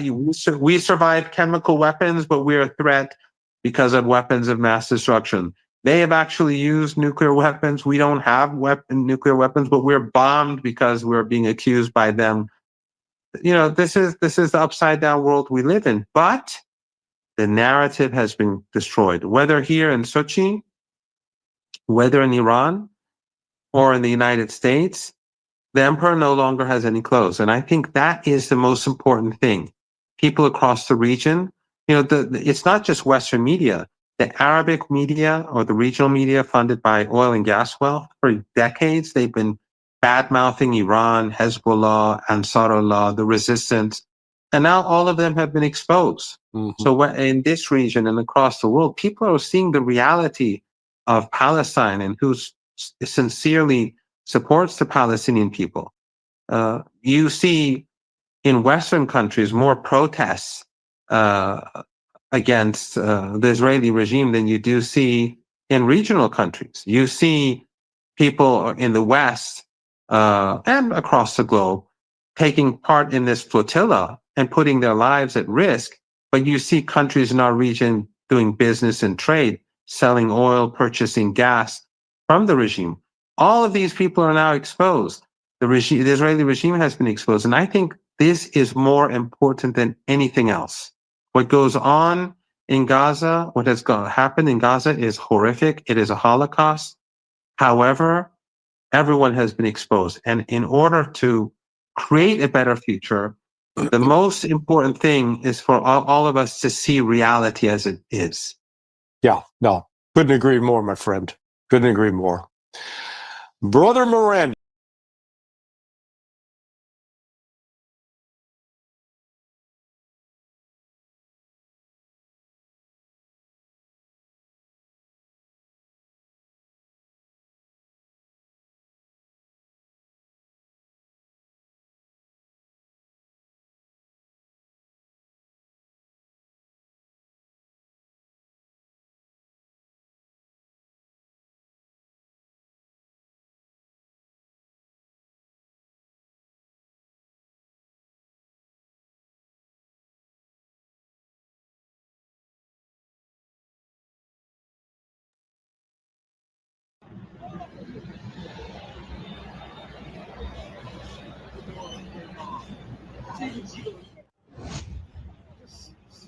China has conducted a rare test of a new missile, with reports confirming that the PLA rocket force successfully tested an intercontinental ballistic missile, ICBM, equipped with a hypersonic glide vehicle, HGV.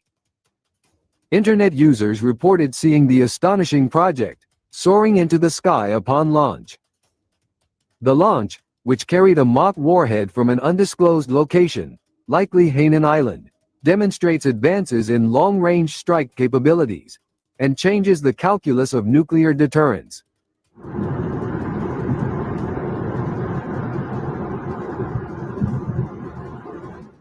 Videos circulated online on September 29, depicting the missile launching on a descending trajectory in a shallow dive, likely incorporating hypersonic boost glide technology to enhance maneuverability and achieve exceptional speed.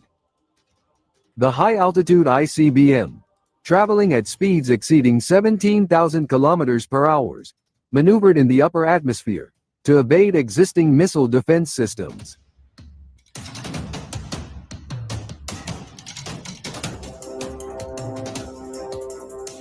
There has been no official confirmation from the PLA, but reports suggest China tested an ICBM, likely a variant of the DF-31. While the exact number of DF-31 is not public, China has at least 3 brigades equipped with DF-31AG launchers, totaling 36 launchers, and another brigade using earlier DF-31 variants by the end of 2024.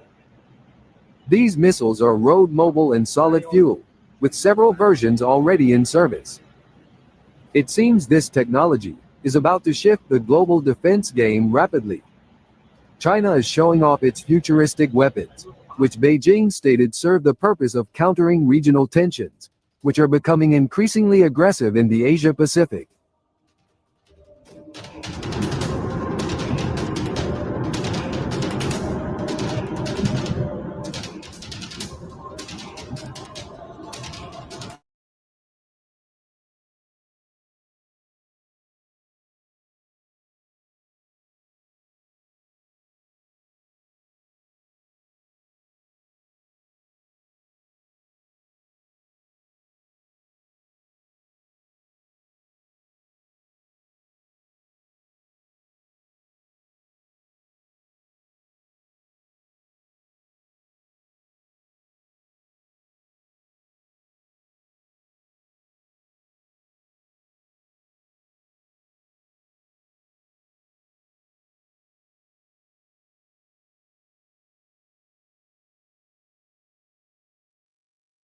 To China's allies on the global stage, welcome. Your loyalty to China will be rewarded.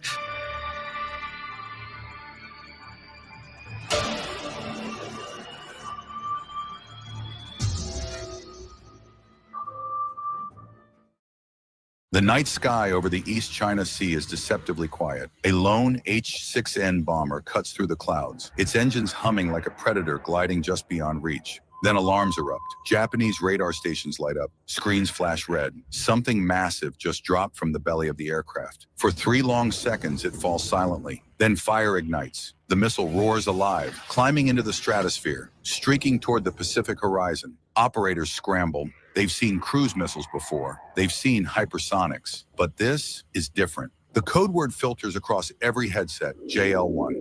And to the global west, pay attention, because China is the new superpower in town. For years, China's nuclear arsenal was predictable. Land-based missiles in silos, submarines lurking close to shore, systems that were powerful but limited and trackable. What it lacked was the third leg of the triad, a credible airborne nuclear deterrent, one that could be launched not from hardened silos or hidden submarines, but from the sky, anywhere, anytime. That gap has now been filled. The JL-1, China's first true air-launched long-range ballistic missile, transforms its bombers into nuclear strike platforms. This isn't just a new missile, it's an entirely new axis of unpredictability. With the JL-1, Beijing can launch from the skies above the South China Sea, the Gobi Desert, or the open Pacific.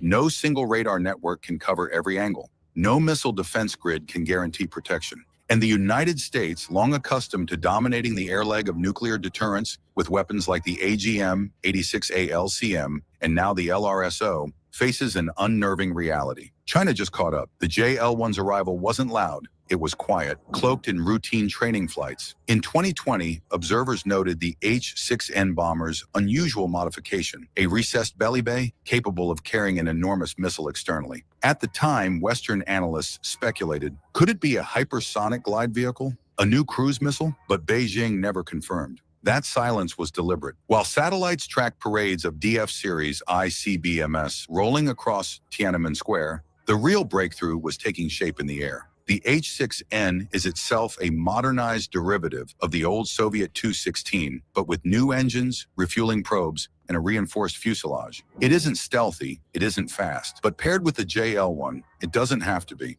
The bomber's role is simple. Carry the missile into the sky, give it altitude, and let gravity plus thrust do the rest. By launching from 10,000 meters, the JL-1 conserves precious fuel, extending its strike range. And its range is staggering. Estimates place the JL-1 at 3,500 to 5,000 kilometers, possibly more. Enough to threaten Guam, Diego Garcia, or even reach the edges of the continental U.S. if launched from certain patrol zones. Weight around 15 to 20 tons, depending on configuration. Length 10 to 12 meters, longer than most cruise missiles. Payload, a single nuclear warhead, potentially in the 150 to 300 kiloton class, though some reports whisper of MIRV capability in future variants. Speed, hypersonic. Guidance, inertial navigation with satellite corrections designed to survive electronic jamming. But what makes the JL-1 terrifying is not just its numbers, it's the uncertainty it creates. Unlike land-based missiles, which satellites can watch, unlike submarines, which can be tracked with sonar, a bomber can take off from deep inland, vanish from radar, and launch from anywhere in a radius of thousands of kilometers. Every flight becomes a question: training run or nuclear strike? Picture the timeline. 2 HR-6N bombers lift off from an inland base near Henan. Satellite observers chalk it up as routine training. Near 12:25 a.m., the bombers refuel midair, escorted by Yu-20 tankers. They fly east, away from detection arcs. Near the East China Sea, one bomber descends, drops to low altitude, slipping beneath radar coverage. The second climbs, 0120. The belly hatch opens. A missile detaches. For 3 seconds, it plummets. Then, ignition, 0121. JL-1 streaks upward, a blazing arc across the night. American satellites detect the launch, but by then, it's too late. Within 20 minutes, that missile could strike a target thousands of kilometers away. And here lies the trap. U.S. planners assumed bombers were too vulnerable, too slow, too obvious. But that assumption was their biggest mistake, because the JL-1 makes the bomber less of a weakness and more of a wild card. Imagine a carrier group commander in the Philippine Sea. He knows about DF-26 carrier killers. He knows about JL-2SLBMS, but he calculates his air defenses accordingly. What he doesn't expect is a ballistic missile dropping from the sky above. That's the genius of the JL-1. It bypasses the mental map of deterrence. It's not supposed to exist, and yet here it is. Tensions boil.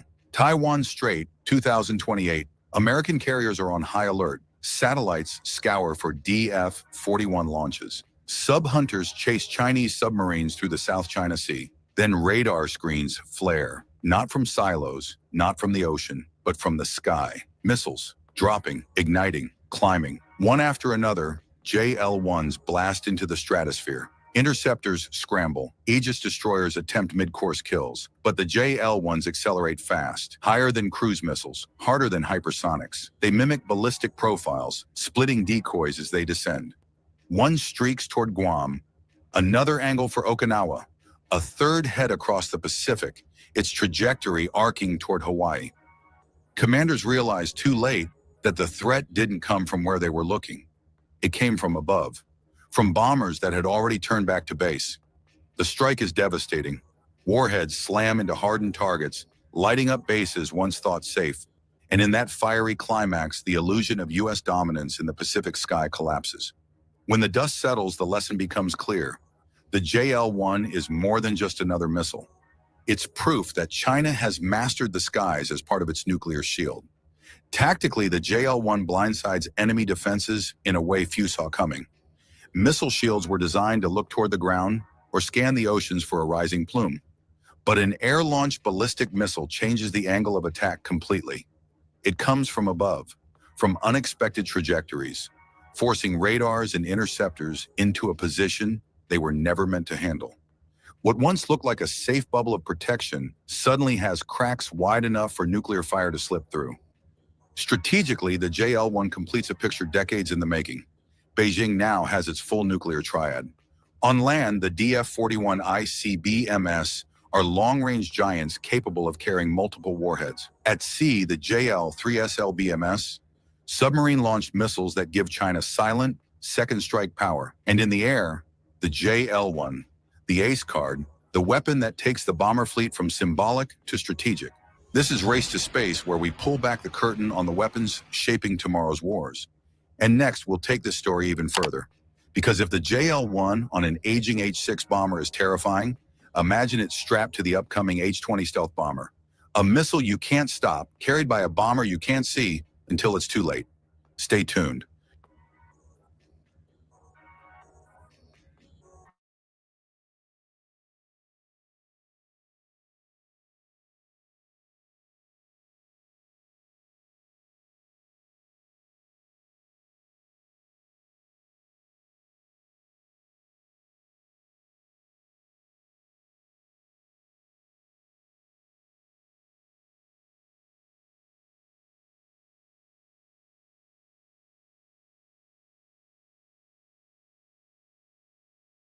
World War III. But just what could that look like, and how is Taiwan playing a role in it for the US?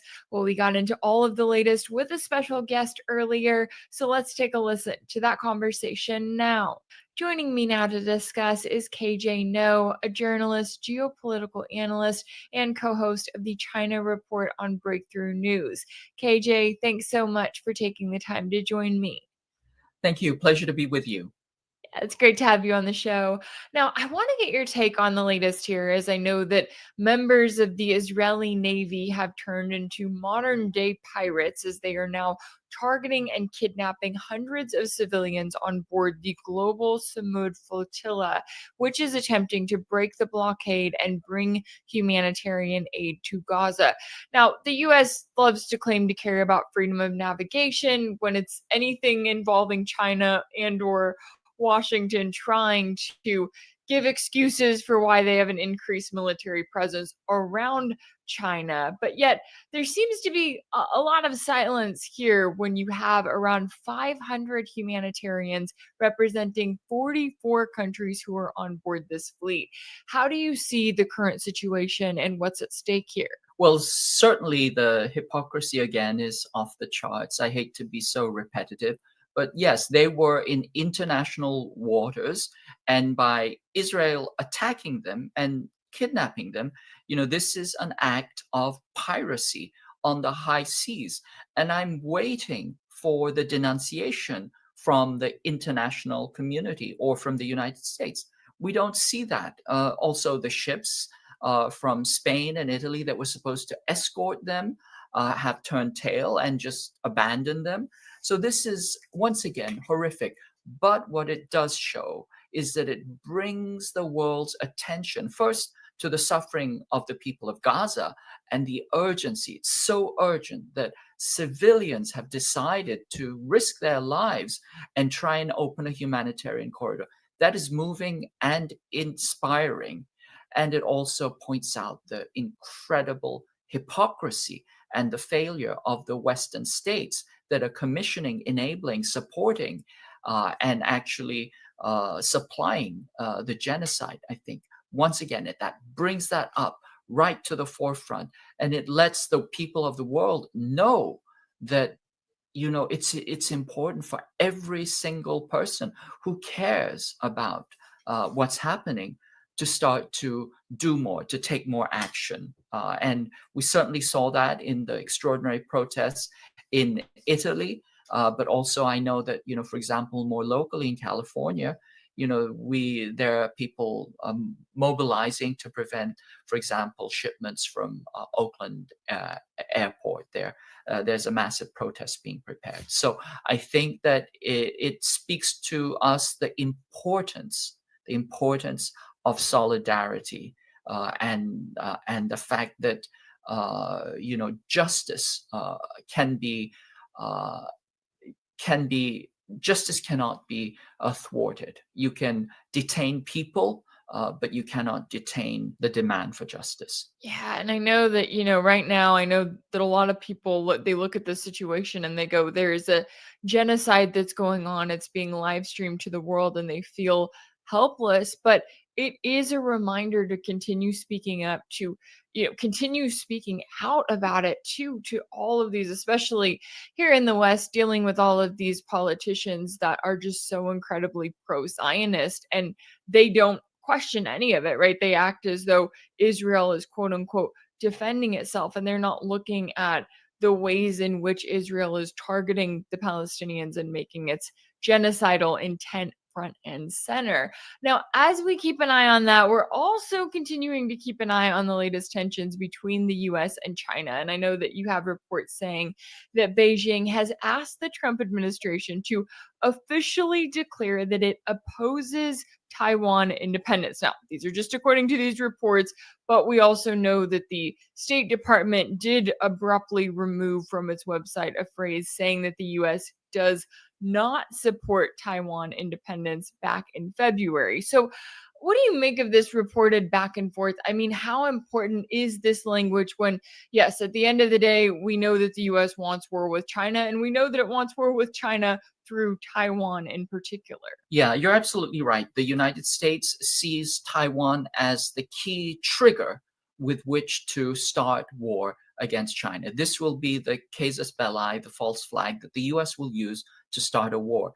And Elbridge Colby, who is currently the Undersecretary of Defense or of War for Policy, is on the record saying that Taiwan will serve as China's or the United States Fort Sumter. If you remember, Fort Sumter, was the trigger point, the flashpoint for the Union for the Civil War. And so he sees it very, very clearly as a provocation, and they're doing everything humanly possible to turn it into a provocation. It literally, they see it as the flashpoint and also as a kill box for Chinese troops. They have recently a Small Wars Journal. It's a kind of deep state operational tactics policy paper journal said, what we can prepare for China is a Gallipoli Gallipoli was in World War I when thousands of Anzacs allies were killed off a peninsula off of Turkey during World War I. They say we can replicate Gallipoli for China on Taiwan Island. It's completely misguided. They completely misunderstood because Taiwan is an island and Gallipoli was a peninsula. So they completely, misunderstood history and military tactics.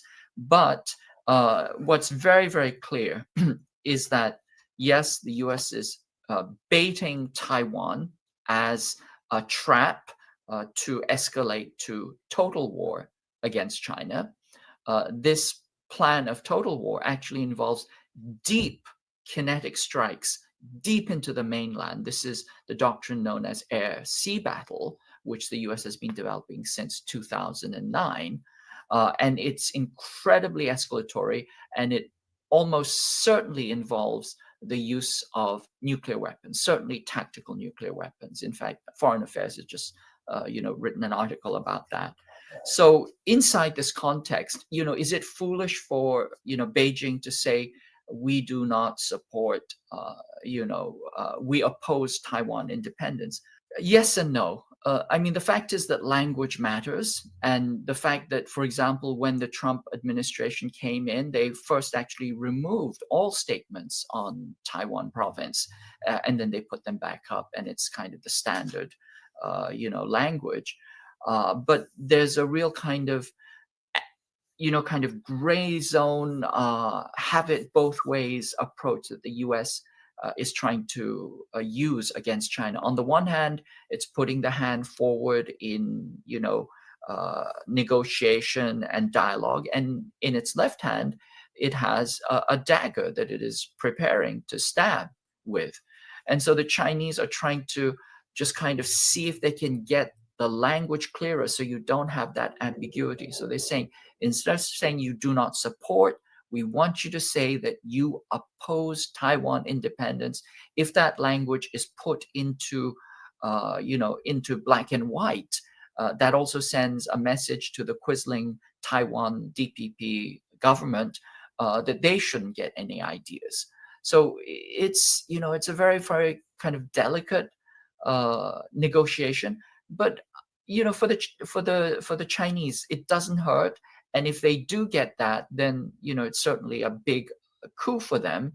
And I think they're leveraging the fact that the Trump administration actually does not have good interpersonal relations with the Taiwan DPP quisling administration. Yeah, and that's interesting too, the fact that they're putting it out there. And obviously, good to remember that even if the US comes out and the Trump administration says, yes, we oppose quote unquote independence for Taiwan, the entire world is looking at the US and knowing that that's not necessarily the case, right? It reminds me of the way that Trump handled even just the attacks on Iran, where on one hand he's saying, yeah, we're going to have, in-person talks on Saturday, and then turns right back around, supports the attack on Iran, and then brags about it. And speaking of that Foreign Affairs magazine article that you mentioned, I did want to go into that further in depth because we've got this article written by Seth G. Jones, and in it, he claims that Washington still lacks a credible military plan for deterring Beijing. And he presents kind of his dream scenario for escalation, which would include stealth bombers that can be based beyond the range of Chinese ballistic missiles and that can carry substantial conventional and nuclear bombs to thin Chinese forces. Now, I know that you've noted that the US has had a plan for attacking China since 2009. So, what do you see as the purpose of this article? And does it give us some insight into the minds of some of these establishment figures that see no problem in preparing some sort of quote unquote tactical nuclear weapons for a future war with China? Yeah, I think, that's the first signal. The first thing I notice is the kind of casualness, the casual assumption that it's, we're not even going to debate this. This is not even controversial. This is not even something that we even need to discuss. We just need to have stealth bombers that can carry nuclear bombs to thin Chinese forces. And this is actually in accordance with everything else that we see. Elbridge Colby, for example, Undersecretary of Policy for War or for Defense, has been saying since 2015 that the United States needs to prepare tactical nuclear weapons and to consider the spectrum of engagement to be just kind of a seamless continuum between conventional and nuclear. And he says that, if we get into a battle over Taiwan and we don't like the outcomes, then yes, we use nuclear weapons. And so all of this is normalized. And so I think this is just more signaling to the ruling class between themselves that, yes, we're going to do this. This is how it's going to be. And then the other thing, which I think is a bit of subterfuge or perfidy, if you will, is that they also know that other countries read foreign affairs because it sets high-level grand strategy, and they know certainly that the Chinese read foreign affairs. So it's a little bit of pretense, the pretense that the U.S. still doesn't have a strategy yet. As I pointed out, starting the 1990s, the U.S. Saw China as a potential enemy. And then in the early 2000s, they actually wanted to take the war to China. This was, Cheney and the neocons. And then 2009, Andrew Marshall, who, ran the Pentagon's internal think tank, said he, gave the commission to CSBA, which is another internal think tank, develop a war plan for China. And they came up with this thing called air-sea battle, which is based on air-land battle, which is based on Israeli war doctrine, the kind of stuff we're seeing right now, which is deep inland rear attacks for decapitation, very, very aggressive, essentially preemptive decapitations deep inland, against the enemy. It's a very, very escalatory and aggressive war doctrine. And the US refers to air-land battle as shock and awe. It was used in the Iraq wars, and it used air-sea battle. It tested it against Libya in 2011. And so this is already battle tested. It's, they called it an operational concept, but they've shown proof of concept, and it's been revised 9 times since then. And so for somebody from the heart of the deep state to say, we don't have a strategy, is a very, very strange thing to say, unless they're pretending and, playing coy and, we don't have any plans, but how about we, thin out Chinese forces with nuclear bombs? Very interesting. And I think it just signals to us how extraordinarily dangerous the assumptions and the hawkishness of the ruling imperial elite are. They are really kind of taking us, driving us, steering us right over the cliff. Yeah, it really does feel that way, and especially when you look at some of these statements and just the nonchalance of like, oh yeah, we just need tactical nukes or we'll just thin out Chinese forces. And I'm going, okay, you're suggesting a scenario that not only throws us into World War III, not only kills Chinese forces, but also stands to kill countless civilians. And the fact that they are even having these conversations is incredibly worrisome all around. Now, I know that there are a lot of people that look at the US right now and they go, okay, the US has got a proxy war, it's fighting against Russia, it's, aiding Israel in a genocide against the Palestinians, it's preparing for more war against Iran. Oh, and then it also has these dreams of war with China. How are they going to make that a reality?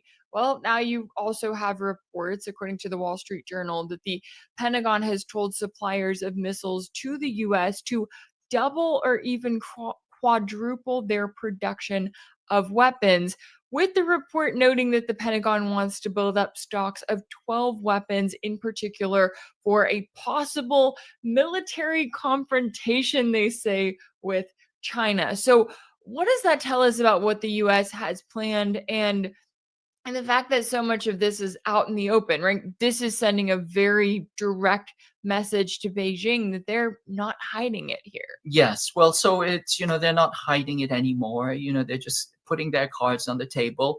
They're sending the message, we are preparing for war. We're preparing to destroy you, and we're putting our country, or we're trying to put our country onto industrial war footing. Some of this is also a kind of desire to, present themselves as more powerful than they actually are. We know, in fact, that shifting a country that is deindustrialized for 50 years, that is deindustrialized for 50 years and has de-skilled for 50 years, it is not easy to shift that back into industrial war footing, especially if you don't have meaningful and intelligent planned industrial policy.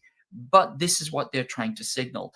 And among this, they want to build up missiles and tomahawks. Tomahawks, by the way, are nuclear capable. They're dual use nuclear capable weapons, intermediate range, extraordinarily escalatory. And if the US were to use just even tactical nukes on them, remember what the US considers to be a tactical nuke can be up to 25 times more powerful than the bomb that was dropped on Hiroshima. We're talking in the 300 kiloton range. And so we're talking about, firepower, which is almost inconceivable, like omnicidal firepower. This is what they consider to be, usable and a standard for doctrine. But as they try to shift to industrial war footing, what is clear is that the US has depleted its magazine in extraordinary ways. It has, it builds these missiles and weapons at a very, very slow rate.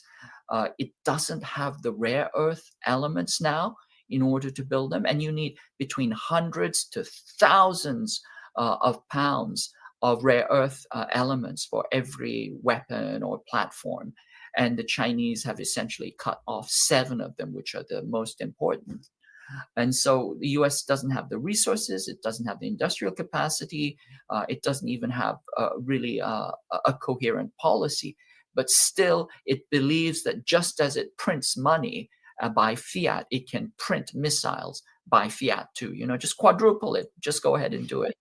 And of course, that's not going to happen, but it signals 2 things. One, it signals desperation. And second, what we're going to see very rapidly is this being subcontracted out to Japan, Korea, and to a lesser extent, India. So you're going to see massive pressure being put on US subcontracting vassals like Korea and Japan. That process has already happened with ships and other weapons.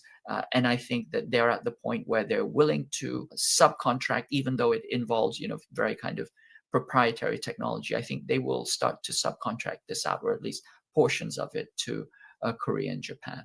So all of this is just more escalation. It's simply the war machine trudging ahead and just getting more and more desperate and more violent, and also more and more greedy. It's just a very, very bad phenomenon. Yeah, it really is. And I know that if you're China and you're looking at this, and that's the last thing I wanted to bring up, was kind of the position that Beijing is in. Because obviously, if we're talking about this logically, right, if we're talking about the rare earth, the overall wealth of natural resources, the relationships with a country like Russia that also has a lot of natural resources, China's in this position where they're looking at the US and they're going, okay, the US can only do so much, but because of those limitations, it almost makes the US establishment more deadly, I would think, right? Because they know that they're running out of room. They know that they've got to act, or at least they feel like they do, in order to target these various pillars of the multipolar world that are continuing to grow and are continuing to work together. So how do you view the position that China's in right now, and kind of the ways in which it's working to prepare, knowing that the US is likely going to do something that will be not only deadly, not only stupid, but that could throw us into a World War III type scenario, even as much as China has really tried to stop them from doing that and tried to say, hey, let's work together. We don't want this. But the US war machine doesn't seem to listen to any kind of logic. Yeah, I think China's in a strategic dilemma. On the one hand, they keep on tending the hand of cooperation, negotiation, win-win forward, and the U.S. I mean, they've actually said this. Kurt Campbell said this apparently to Chinese diplomats. He said, "Your win-win is bullshit." The U.S. cannot conceive of a world of multilateral equals cooperating in a win-win fashion. So China is doing things both over the long term, over the short term, and allying with other countries. So, for example, it's creating essentially energy sovereignty through, for example, the Power of Siberia 2, and also the incredible green energy revolution that is actually bringing about both in China and for the rest of the world. It's technically, it's starting to decarbonize the planet. And it's doing this because they know that the US can cut off oil, cut off gas at the Malacca Straits and elsewhere, but they cannot cut off the sun and the wind and the waves unless they, bomb the planet and we end up with nuclear winter. That's a different issue. But so they're building out energy sovereignty, they're building out financial sovereignty, they're building out the geostrategic capacity to resist. They're building economic relations with the rest of the world. It's kind of this go board where you build connections, you connect in order to live, as opposed to the US, which I said is positioning in order to kill. And then they're also, mindful of all the other things that are happening. U.S. is doing a lot of gray zone warfare. As it escalates to kinetic war, it is also doing a lot of gray zone warfare, in particular in the information domain, but also around criminal activity and subversion all along the periphery. And I think that and as well as sanctioning and trying to sanction all of China's allies and trying to disrupt all of its BRI related infrastructure, as well as going directly after China's allies and key partners, namely Iran, Venezuela, and Russia. So I think China is doing what it can. It can only do so much. And I'm sure that there are strategic thinkers who are also saying, we have to prepare for the worst. We hope for the best, but we also have to prepare for the worst. And I think during the recent military parade celebrating the victory over Japanese fascism, they showed some of their actual hardware. The Dongfeng 61 that carries 60 warheads plus a hydrogen warhead. And so I think they're sending the message, we want peace. This is why they released the doves. We want cooperation. We want win-win, mutually beneficial relations. And if push comes to shove, we'll do what we did with the Japanese, which is we'll fight back. We'll fight back, and we'll fight to the last person. We will not, submit. We will not let ourselves be genocided the way that the Japanese did with us. Yeah, I know that, when it comes to the messages, and I mean, Russia tried to tell the US, right? They said, you don't want this, you don't want to get into this fight. Now you have China with its own version saying, you really don't want this. And the US establishment just does not seem to be listening. I know that there is certainly a lot at stake here all around, and I really appreciate you taking the time to. Coffee. Follow me.